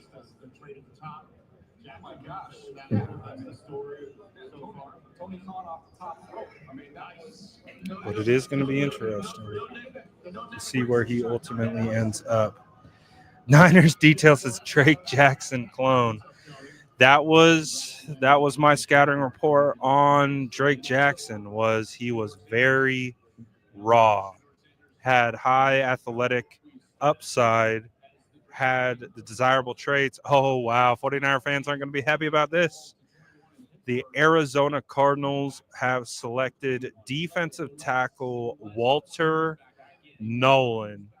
Oh boy, this is the perfect setup for a 49er fan crash out, baby. I would say that Walter Nolan was arguably one of the most popular picks for the 49ers at 11, and they don't take him for a guy that many perceive to be raw, and he lands on a division rival. 16th pick in the 2025 NFL Draft, the Arizona Cardinals select Walter Nolan. Wow. Mississippi. All right, so they go into Wow, Walter Nolan to the Cardinals. So that's one that we're going to be reminded of. Edge rusher in the first round last year, so they go back to that DD him to come along. He didn't. Charles, you kind of are where you came from, and this group came from Philadelphia again. So you look at the trenches here, big time upfield burst. I'm hoping he can develop. The ultimate upside would be Matabike, who is one of the great defensive tackles, but he's got big time twitch and burst. When you see him get off the ball, you'll see him knock guys back. He's got a lot of pop in his hands. We saw that at the Reese's Senior Bowl as well. Again, someone who likes to penetrate and play up the field. That is his 100% go-to, is to get on an edge and get up the field. And Walter Nolan can learn beside the Walter Payton man. Walter Nolan. Bengals are next.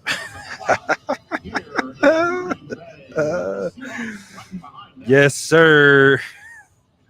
We got Walter Nolan in division going up against the 49ers.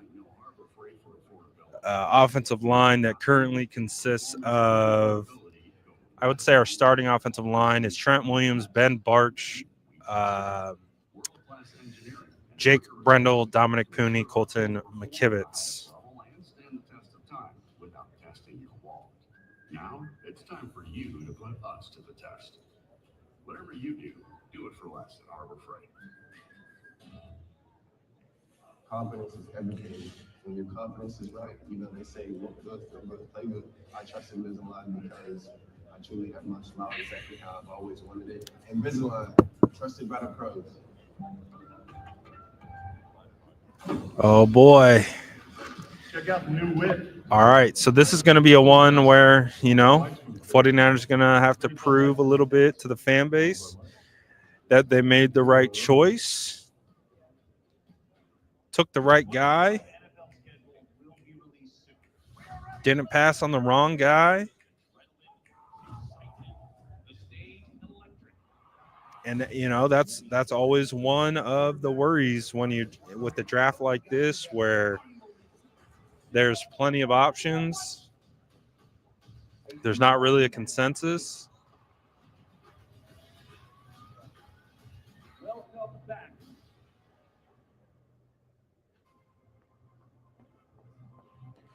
Oh my gosh, dude. I need to not post while on live.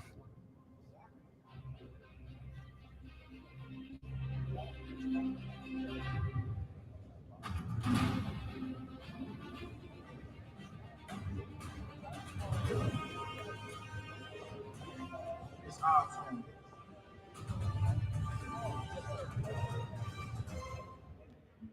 University of Maryland Global Campus isn't just an innovative state school. It's a school for real life, one that values the success So you've already we'll see, man. That's why at UMGC you can earn up to 90 credits. I can tell that a lot of the people in the chat aren't super excited about this. Jason Perez says best DT to pair with Mykel and the defense. I think this is a better conversation to kind of steer this situation. I think that I think TJ Sanders would be a good pick. I think Darius Alexander would be a good pick. Omar Norman Lott would definitely be a pretty solid pick as well. There's definitely some quality defensive tackles out there. Maybe even like a Savion Jones, kind of a inside-out guy later on in the draft, could be a good option. But I would say Darius Alexander and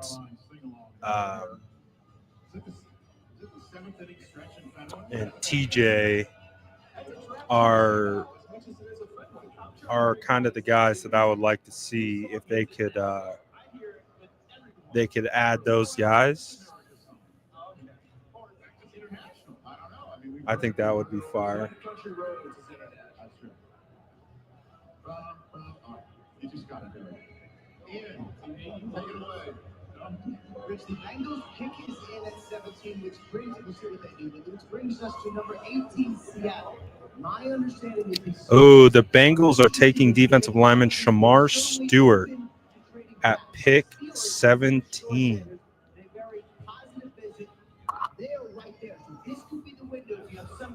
Pick 17.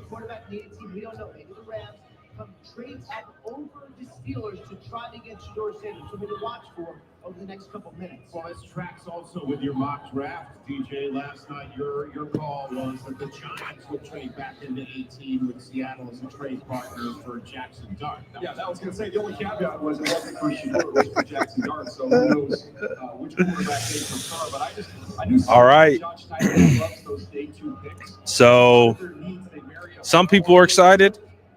Some people aren't. Like I said, I'm kind of right in the middle with it. I think it could have been worse. I think if it was a Shamar Stewart at 11, I think I would have been more upset. Just because that's the ultimate project pick.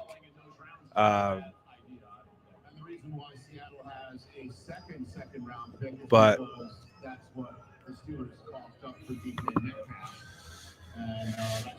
We'll see. We'll see how it goes, man. Got to let it play out.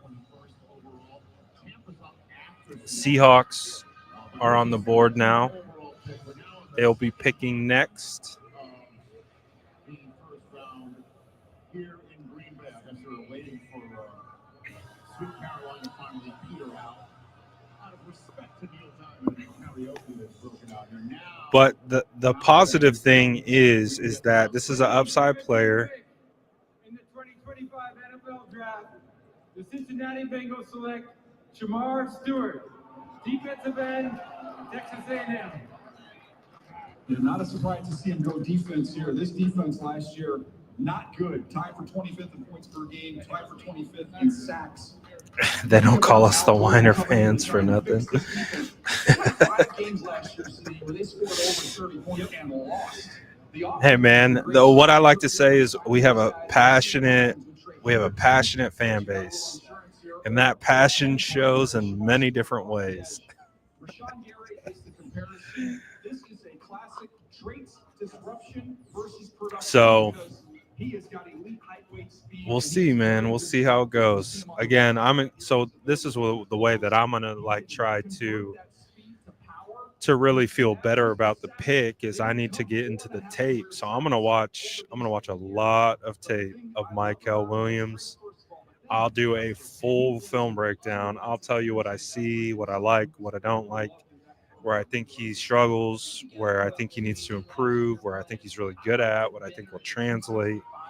So I think that will be better. So next week, stay tuned.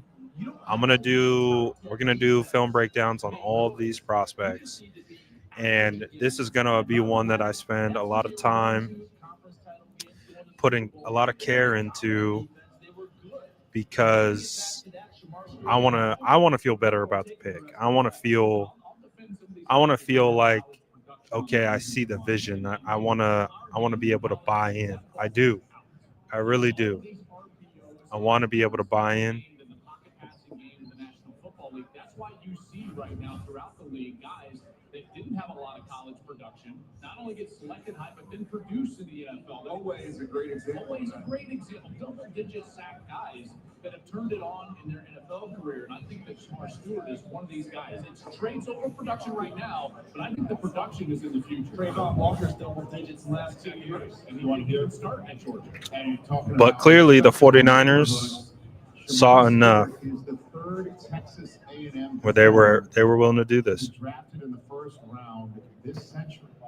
The other two are named Von Miller and Myles Garrett. Ironically, the guy picked right before Walter Nolan was his teammate before he transferred from Texas A&M to Ole Miss. Well, there you go. So he's going to Cincinnati, which, as you pointed out, man, all that defensive stop here, defensive stop there. They make the playoffs, and then who knows? A lot of people are not upset. Are upset.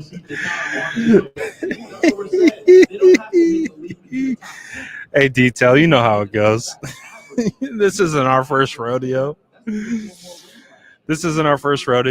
know, you can tell it's not a pick that I'm like banging the table for and, you know, jumping over running down the halls of, the media workroom here at the NFL Draft. But again, tape can calm that. The tape can speak to me.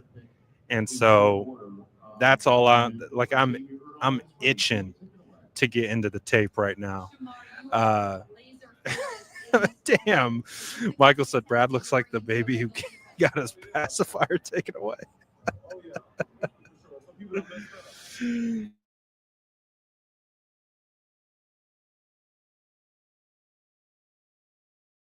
Left. There's still there could still be a Renardo. They get me Teddy Buchanan, A+ draft, right? So the 49ers still have an opportunity to make me very happy. There's a lot of stuff that can happen where, maybe the first pick was a little polarizing, but then But then, we look at the whole draft in its totality and we say, oh, yeah. Oh, wow. Oh, the Seattle Seahawks with the 18th pick are taking North Dakota State Gray Zabel. Wow. The division is taking some players. Not going to lie.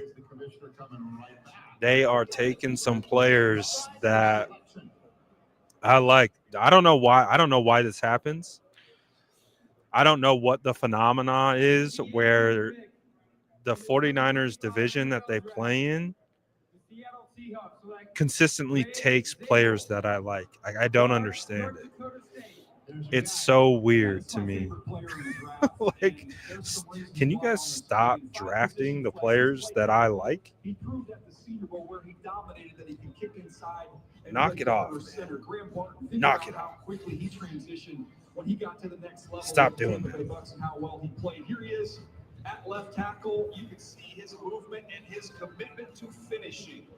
He plays, I would say, beyond the Stop doing that. When you watch him. Here he is at the Senior Bowl where he was dominant against all comers. I've never seen somebody take more reps than he took in this year's Senior Bowl.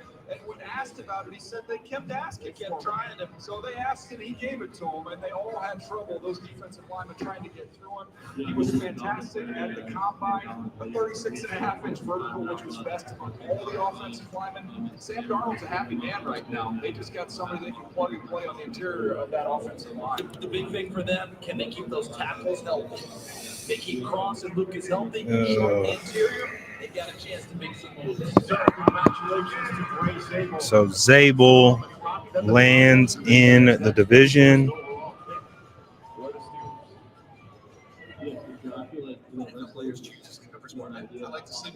And we're about halfway through the first draft, or the first round.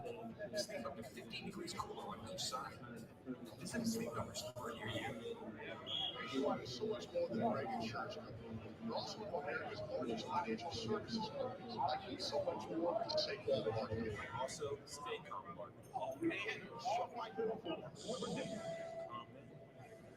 Stress. I'll never remember all this. I wouldn't say favorite plays.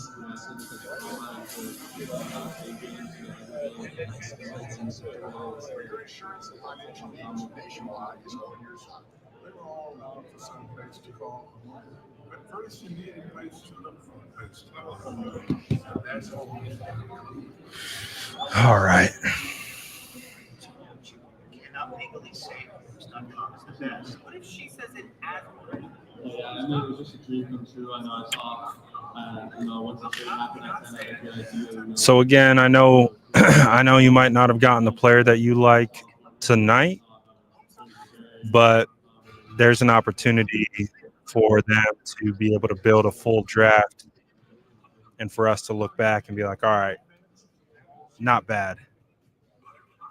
So we gotta give it some time, give it an opportunity to breathe a little bit.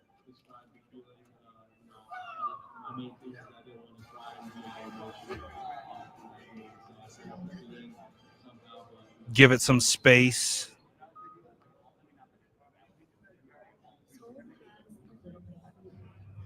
You never know. You never know what the pick can turn out to be. Could be something that we really like in the end.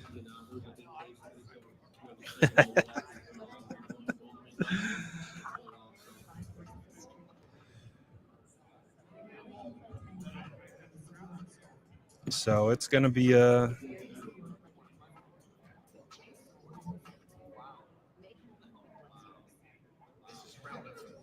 I'm now just ready. Like, how do we find out what the second round pick is? How do we keep this rolling?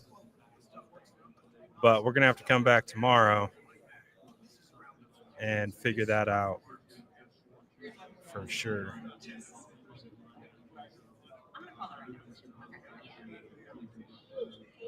we're downstairs. One bag, right?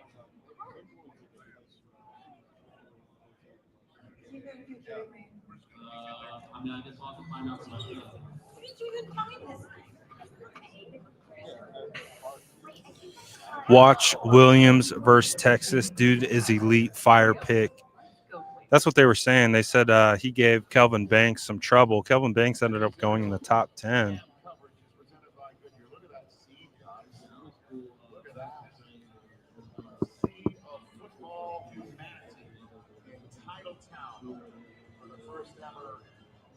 Draft town transformation for the home of the Green Bay Packers. Look at this beautiful here tonight in the home of the Packers. And now the 19th overall pick.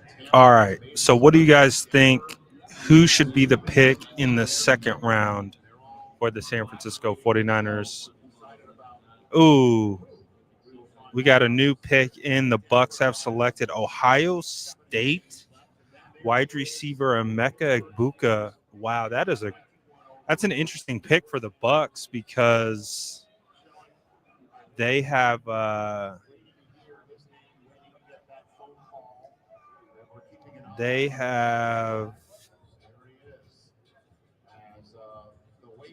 Mike Evans. They signed Chris Godwin. They drafted a wide receiver last year in the third round who played well. So interesting. All right, I think I'm gonna go mobile. Hold on a sec. Let me see if I can get StreamYard up over here. I want to go check out some of these prospect interviews.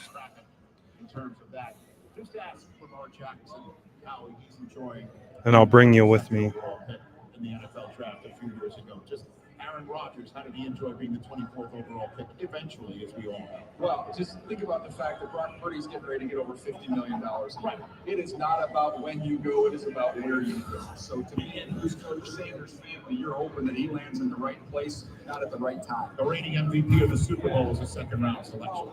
Yep. Right. So these things happen, but obviously they had better ideas in mind. Let's see if we can make this work. As for the Tampa Bay Buccaneers, what do you think should be? Here comes the commission. So let's find out together, Rich. Let's, Daniel. Here we go. That's his pick of the team. With the 19th pick, the 2025 NFL Draft, the Tampa Bay Buccaneers select Emeka Egbuka, wide receiver, Ohio State. Hey. And the Ohio State has entered the chat. The 2024 champs see their first player selected tonight. And it's Mykel Williams going to Tampa. You know, Mike's been there for a long time. His first pick as general manager in Tampa was Mike Evans. This is the next wide receiver that he's taken in the first round. It's been a minute. Big time tracking, big time hands. He is ultra instinctive. All right, test. Can you hear me? Ball in his hands, he can make you miss. He's played around so many. Can you guys hear me? Ohio State. He's not afraid to do the dirty work. He's not selfish. You see him as a lead blocker. Just look at how physical and tough he is. Let me know if you can hear me. As you, I know, did as Male Hicks did. That's one of the more physical teams in the NFL. He's one that fits right in. So see this lineage right here: Olave, Wilson, Smith and Jigba, Harrison Jr., Egbuka. You know what? All right, I'm gonna go check in on what's going on. We're mobile now. Potentially win a national championship, but it was also important to him to have the lineage down to Jeremiah Smith. Coach, anyone to hear?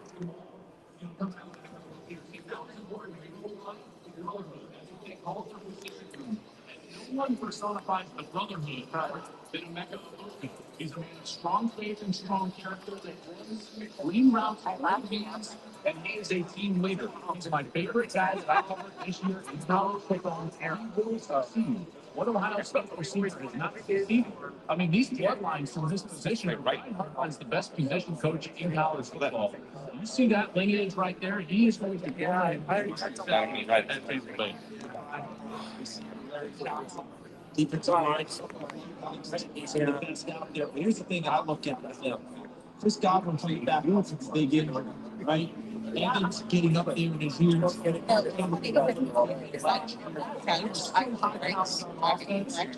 because it's much like they don't want to get off the gas. Jasper's a new offensive coordinator. They want to stay on it.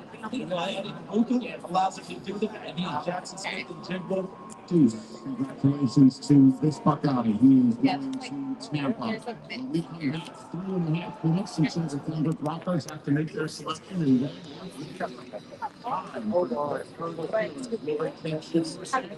So they don't have a prospect in just yet.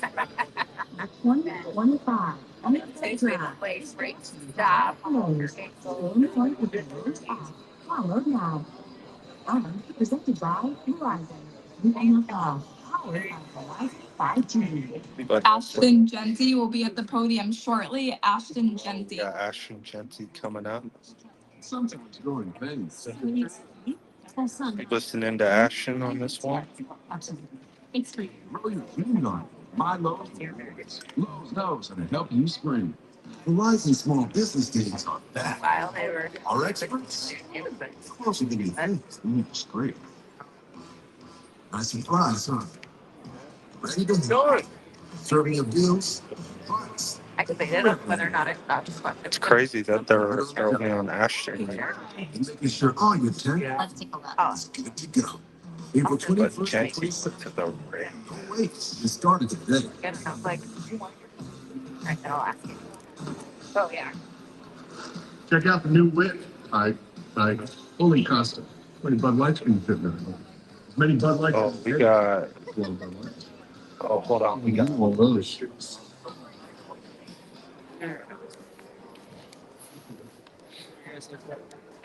The code is 9914 for the men's room.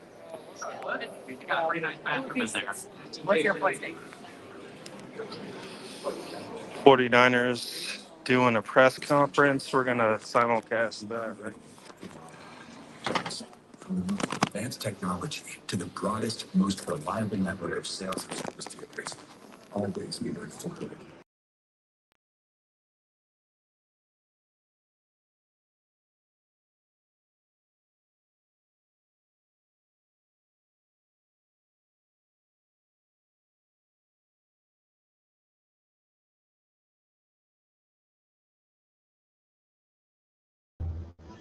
Should be back now, but let's get 49ers in the mix. Turn the off-season on again with the NFL app. Your home. NFL. And subscribe to NFL Plus for more activity, for the picks, the plays, all in one place, all year long. Bear with me.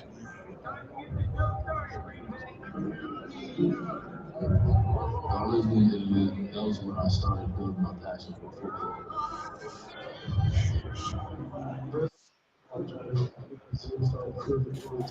Throughout our organization, and it's going to be a fun weekend. I think that's the hardest thing because we won 11 guys to add to our team.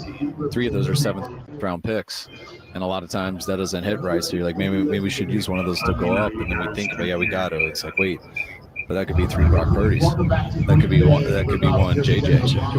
Yeah, like you don't. So you 7th-round pick, 6th-round picks. You want to move up, but that could be DJ Jones, like 5th-round pick. Let's move up. Well, that could be George Kittle. That could be Dre Greenlaw. So yes, you want to move up but you know what? Those guys can still be good back there too, and the draft is pretty evened out more this year than usual, and that's the stress of it. You don't know exactly how it's going to fall, and when I talk about fall, like where people think people are going to go and stuff, but I told my wife a secret last night that we wanted Mykel if he was there. She texted me at 7. Good with secret. She didn't tweet it out. No, she knows better. She didn't tell Kawakami. No, we don't know how to tweet. But then she texted me at 7. Or calls me and she's like, I just read mock drafts and Mykel's not going until 28. and then she blew it. Why did you get straight back? And then she starts going, are you sure you guys are right? You're obviously wrong. And I'm like, you never know, honey, but you got to ignore that. You guys have had so much success drafting starters, especially last year, that 2nd, 3rd, 4th, later in the draft. What do you attribute that to? The scouting department, your work with the guys pre-draft. How do you account for that? I think the process. I think the fact that our guys work so well together, and that everyone's listened to. I think a lot of places, a couple people make, and ultimately somebody is charged with making those decisions, and that's Kyle and I. And but everybody is heard here, and I think when that's the case, everybody can contribute, and everyone feels ownership and part of it, and you end up doing a really solid job. And we've told the stories of Brock Purdy, and ultimately it gets to us, but before that, there's a lot of work between scouts and coaches, and so I think when that feeling of work is genuine, we spend that much time together, it translates into success, especially late. So like a Dominic Mooney coming in and early in last offseason comes in and is plugged in as a starter. Was that something you saw during the draft process? And hey, this guy, not a developmental guy, he can come in and play right away. I think it's rare that we take a guy in that area that we don't believe has the capability of being a starter. Yeah. I mean, when you take an old lineman there, you're not going to hit on a ton of starters, but there's not one. It's going to be hard for us to take a fourth round old lineman and just say, hey, we're getting a good backup. Yeah. If that's our argument on someone, that argument's probably going to lose to someone who sells this linebacker as a possible starter or this possible DB. And that's kind of how we all compare it. And if we see something in there that Pooney can be a starter for us, which starts with the scouts and bringing it to us and understanding how it fits in our schemes, and the coaches cross-checking it for these last 2 months, and then getting back with the scouts to compare and contrast and talk about the Zoom meetings, all the stuff that goes down. We always believe he has a chance to be a starter, and rarely take a guy any other way. Kyle Shanahan, John Lynch, thank you guys. We'll let you get back and wrap up the first round, and we'll be talking to you again soon. Yeah, thank you, Thanks, guys. guys. Yeah. Thank you, guys. All right, we'll come back here, and we'll update everyone on the most recent picks. We'll also head back out to Jack's in San Jose, and more on Mykel Williams and the remaining 10 picks that the 49ers have tomorrow and Saturday. It's all straight ahead, 2024. All right, I'm going to jump this back to the beginning so we can 2 years ago when they faced Michael Penix in the national semifinal. Penix ate him up with a lucid hit up that secondary. Overall pick first round, Mykel Williams, the edge rusher from Georgia, joining us now to talk about it. We got a little distracted, so we're talking a little bit of Warriors there with John Lynch, but president of football operations. Jimmy's fine. General manager John Lynch and head coach Kyle Shanahan here as well. Guys, Mykel Williams. Well, John, I guess we'll start with you. What did you like about the edge rusher from Georgia? Everything. Mykel was the guy that our building got really the most convicted, and we talk a lot about consensus. And when we have that, we usually are cooking with gas. We hit at a high level, and that's exactly what we had with Mykel. I think he's exactly what we're looking for in an edge player. Got a great combination of physicality, length.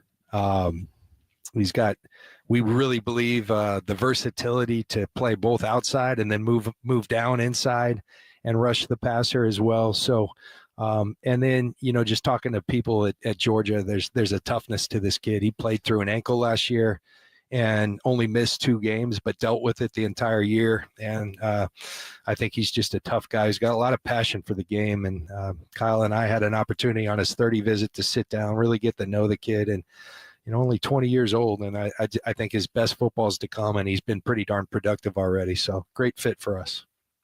Coach, your thoughts about Mykel?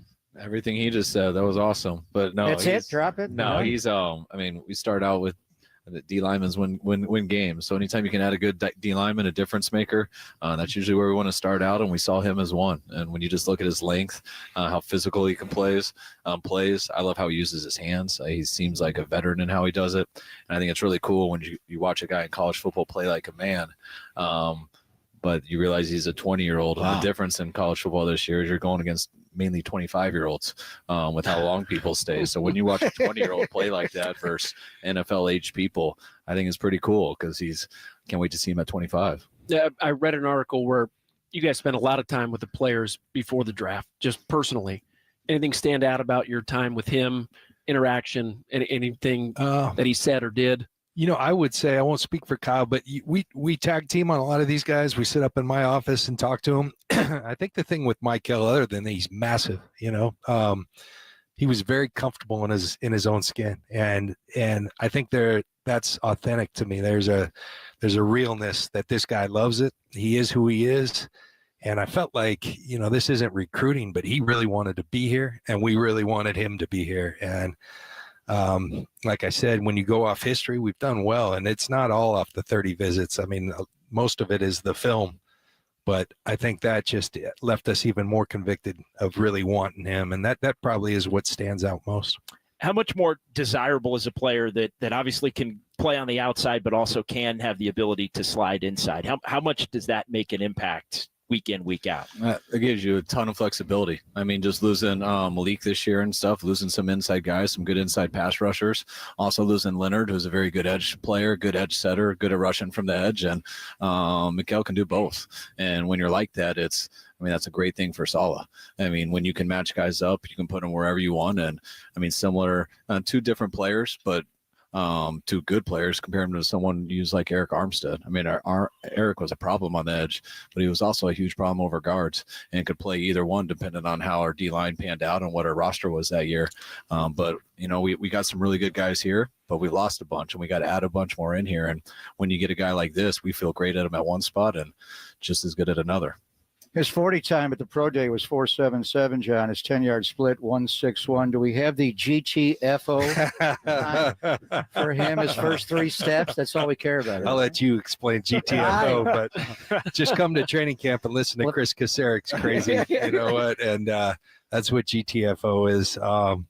Just getting off the ball. Yeah, getting off the ball. He does it, and he does it well. And, it's I'm getting excited just thinking, the versatility Kyle's talking about. We got a guy in Yetur who also has that similar versatility. You throw him in there with Bosa, and like Kyle said, we still have 10 more picks, so we got a lot more work to do. A lot of opportunity for these guys to come in and earn a spot, and really this weekend's huge for us, and we got off to a great start. Does he remind you of anybody you played with your time, all those great defenses? Yeah, so on our defensive lines, we never had a guy really that big. I think kind of like the length of a Simeon Rice, but a different player. Simeon was kind of more of an edge, beat people around the corner. Mykel's different. Like Mykel's got kind of Trayvon Walker's a guy he's very similar to me, a former Georgia player. I didn't play with Trayvon, but I think they have a lot of similarities to their game. And he was a really, really impressive prospect. How impressive was just the personality? You touched on it a little bit, Kyle. I guess I'll ask you, for somebody that's so young. To be 20 and that was the coolest part, because we do not just, our scouts and John's whole group upstairs, they do homework on these guys for ever since they leave high school, and they go back to high school on it too. So they visit the school, they look into this stuff for 3 years, and some of them 4, some of them 6 right now. But the coolest thing when we're bringing them out on a 30 visit, I'm like, there's actually nothing I feel like I need to find out about this guy, because he checks out in so many areas. And when you see that, you just wonder if it's too good to be true. So you enjoy the conversation. And when we hung out with him, you just get those exact same vibes. You can see exactly why his college program felt the way he did about him, how he checked out with every coach we talked to, former players who know him. And then just to get to know him, he held himself very well. He knew how to act, knew how to talk, and was really cool to be around. And I know our guys are going to love him. Yeah, Kirby Smart said he's a great leader for us. He was a 4-game captain. So big day tomorrow, big day Saturday. You got 10 picks. Running back, 3rd or 4th round this year, Kyle. Where are we going with that? Well, odds are 3rd. Especially with which one? Which one you got? You got 75? Well, probably both of them. What'd you think of the draft? I mean, wow. How about the trade Jacksonville made, John, to trade up from 5 to 2? Yeah, Kyle and I, we get so zeroed in on our own stuff. Sometimes you're supposed to kind of be watching, and we are, but we're talking strategy, and all that. But Jacksonville was aggressive, and good for them. They got a great player in Travis Hunter, and Cleveland had their reasons, and Jim Schwartz loves D linemen as well, and got a really strong player in Mason Graham. So interesting to kick this thing off. John, I know you can't necessarily get into specifics, but yeah. I mean, generally speaking, how much of a back and forth were there maybe with teams calling, or you guys calling around, or different things about I know you'd mentioned everybody kind of wanting to do the same thing maybe, and that can lead to inaction. Yeah, I was real prophetic. I said everyone's trying to move that way, and Jacksonville goes up and gets the number 2 pick. So, but that was the pulse of what was going on. Most people were trying to get back. It turned out there were some people trying to get up, but once Mykel was there, that was going to be our pick, and it felt really good. I don't think we were very confident he was getting to us. No, we weren't. Yeah. So, the fact that he did, that was a blessing, and we bounced when it happened. How do you feel about this draft and the depth? I think one of the things we've talked about, there's 7 or 8 edge rushers that are all big, strong, fast, and then there's a number of others, and then tight ends and receivers. It's a very deep class for a certain number of positions. How are you viewing that for the later rounds? I think that's exactly how it's advertised, is that way. Even being at 11, we had our guys, there were some real specific targets. Hey, if this guy's there, we're taking him. And we got that guy. But, if we were all betting guys, we didn't think he was going to be there. So we had 2 other guys that we were hoping would be there. But if we were betting guys, we probably wouldn't have bet on they were going to be there. So you start thinking, all right, if we miss these 3 or 4 guys, who are we taking at 11? Well, man, there's some people that say this should go at 11, but man, I like this guy at 28 just as much. And that's how I almost see every team is. I haven't watched the draft since we picked. I've been doing this stuff, but I want to be surprised. Just went to Tampa Bay at 19. I wouldn't be surprised if there's guys that go in the teens that people thought might have gone in the late 20s. And I don't think it's going to be much different in the second round. There's guys you would think, oh, you can for sure get this guy at 43 in the second round. But the more you look at the draft, you're like, man, this guy's not that much different than some of these 20 picks. So if someone wants him, this guy might go in the 20s. So you think about that stuff and you think of guys in years past. And I think this draft will be the strongest in that type of way. Pick number 11 is the first of the weekend. You got 11 total. And what Kyle's talking about is playing poker. You got a valuation on all the players, and now you play the board. Do you think you'll make 11 picks? Will you move up to take less? What are your thoughts on how many picks at the end of the weekend? Do you have a feel? I don't. You never know, but we'll use a lot of them. I know that.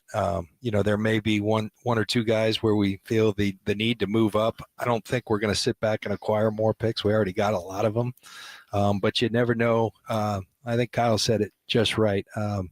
This draft, I think in the middle of it, it's real strong, and it goes for a while.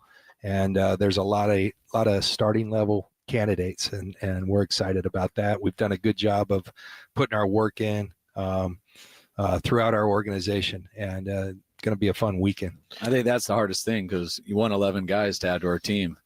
3 of those are 7th round picks, and a lot of times that doesn't hit right. So you're like, maybe we should use one of those to go up, and then we think about, we got to. And it's like, wait, but that could be 3 Brock Purdy's. That could be one. That could be one JJ. Jenny. Yeah, you don't. So you 7th round pick, 6th round picks. You want to move up, but that could be DJ Jones. 5th round pick. Let's move up. Well, that could be George Kittle. That could be Dre Greenlaw.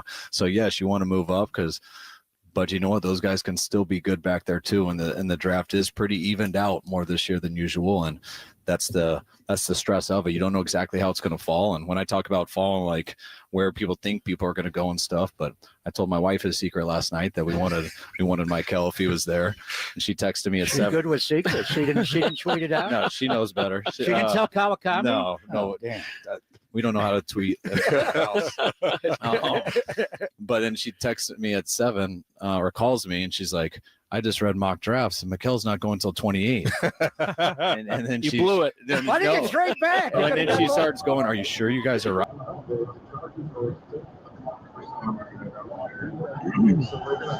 All right, so I'll tell you my biggest takeaways from what John Lynch and Kyle Shanahan had to say is they didn't necessarily draft Mykel Williams because he's a primary pass rusher. He is an edge center. They made that abundantly clear. And so one of the things that he kept talking about was they thought he was, the best edge center in the class. Reminded John Lynch of Trayvon Walker, who was the #1 overall pick with the Jacksonville Jaguars. So they aren't and I think that's the hard thing with what fans want. Fans want the sack numbers. They want the big, fast edge rusher who's going to scream around the corner. Johnson, there was Oh, hold on. There we go. That should work better now. Thank you for letting me know that you couldn't hear. So let me kind of reset that. So my biggest takeaway from what John Lynch and Kyle Shanahan had to say is they're not necessarily looking at him as a speed rusher. He can rush the passer, but his primary job is to stop the run and be a guy who sounds like they view with the versatility to be able to rush the passer from the interior. So if you guys remember, if you were watching, discussing the 49ers making that pick, I was like, this to me makes sense if they go out and they get a situational pass rusher, a guy who isn't going to be an edge setter, a guy who will only come on the field to rush the passer. And now you start to think about that a little more. You then take Mykel, you kick him over the guard, and then you have him rush the passer over the guard. You bring in the situational pass rusher, and you utilize your depth to your advantage, and you get creative with rushing the passer. So that to me makes me feel like, I think of a guy like David Walker. David Walker is probably going to be a situational pass rusher at the next level. And if you were to take a guy like Mykel Williams, and then you go and get a situational pass rusher, then that makes a lot of sense because you kick Mykel inside, and then you bring a guy who's fresh to rush off the edge. So that's kind of the interesting element. Obviously, like for me, liking Jalen Walker, it was a kind of a reverse mindset. I wanted the speed rusher first. I wanted the guy who probably was only going to be a pass rusher and definitely not an edge setter, which I don't think Jalen Walker, that was his strong suit. His ability was to rush off the edge and play off-ball linebacker, not be an edge setter. So I do think that the interesting element to this is that I think the 49ers are going to draft another defensive end, and it's going to be a situational pass rusher. That's the way that I look at it. They're going to get a guy, maybe a Femi Oladejo, who can rush the passer, a David Walker, someone like that, who is going to be able to get around the edge. I don't think they are going to focus on so that's my biggest takeaways. They view Mykel more so as a guy who is going to stop the run, be able to set the edge in the run game, and get after it that way. So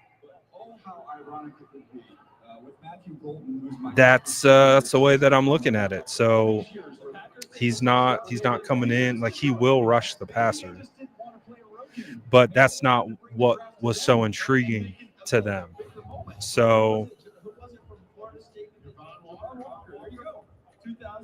will be interesting to see how it plays out, for sure. But I think that now that we've heard from John Lynch, Kyle Shanahan, kind of understand their thought process and logic behind this pick a little bit more, it definitely makes a lot more sense. So for sure, I think that will definitely be a better way to kind of process this pick. Again, I didn't look at him as like a big time pass rusher, and that kind of clarifies what they see as well. They see him as a edge setter who can kick down inside and be one of those types of guys. So, and it as Kyle talked about, he's excited about his upside. The fact that he's 20 years old, he's excited to see what he'll grow into the future. So yeah, we'll definitely see how that that looks in the future. But as it stands right now, that's the pick, and we'll see what they do on day 2. But I think that's going to be it for me tonight. Gonna hop on and do some more additional content on the other platforms. But shout out to everyone who tapped in today, checked into the stream. I appreciate you guys for all the support. It was really cool to be able to do this, from the NFL draft and all that stuff. So thank you for watching. Thank you for tapping in. Smash that like button, all that good stuff. And hey, we got the draft again tomorrow. So I will see you guys then. I'm out of here for now. Peace.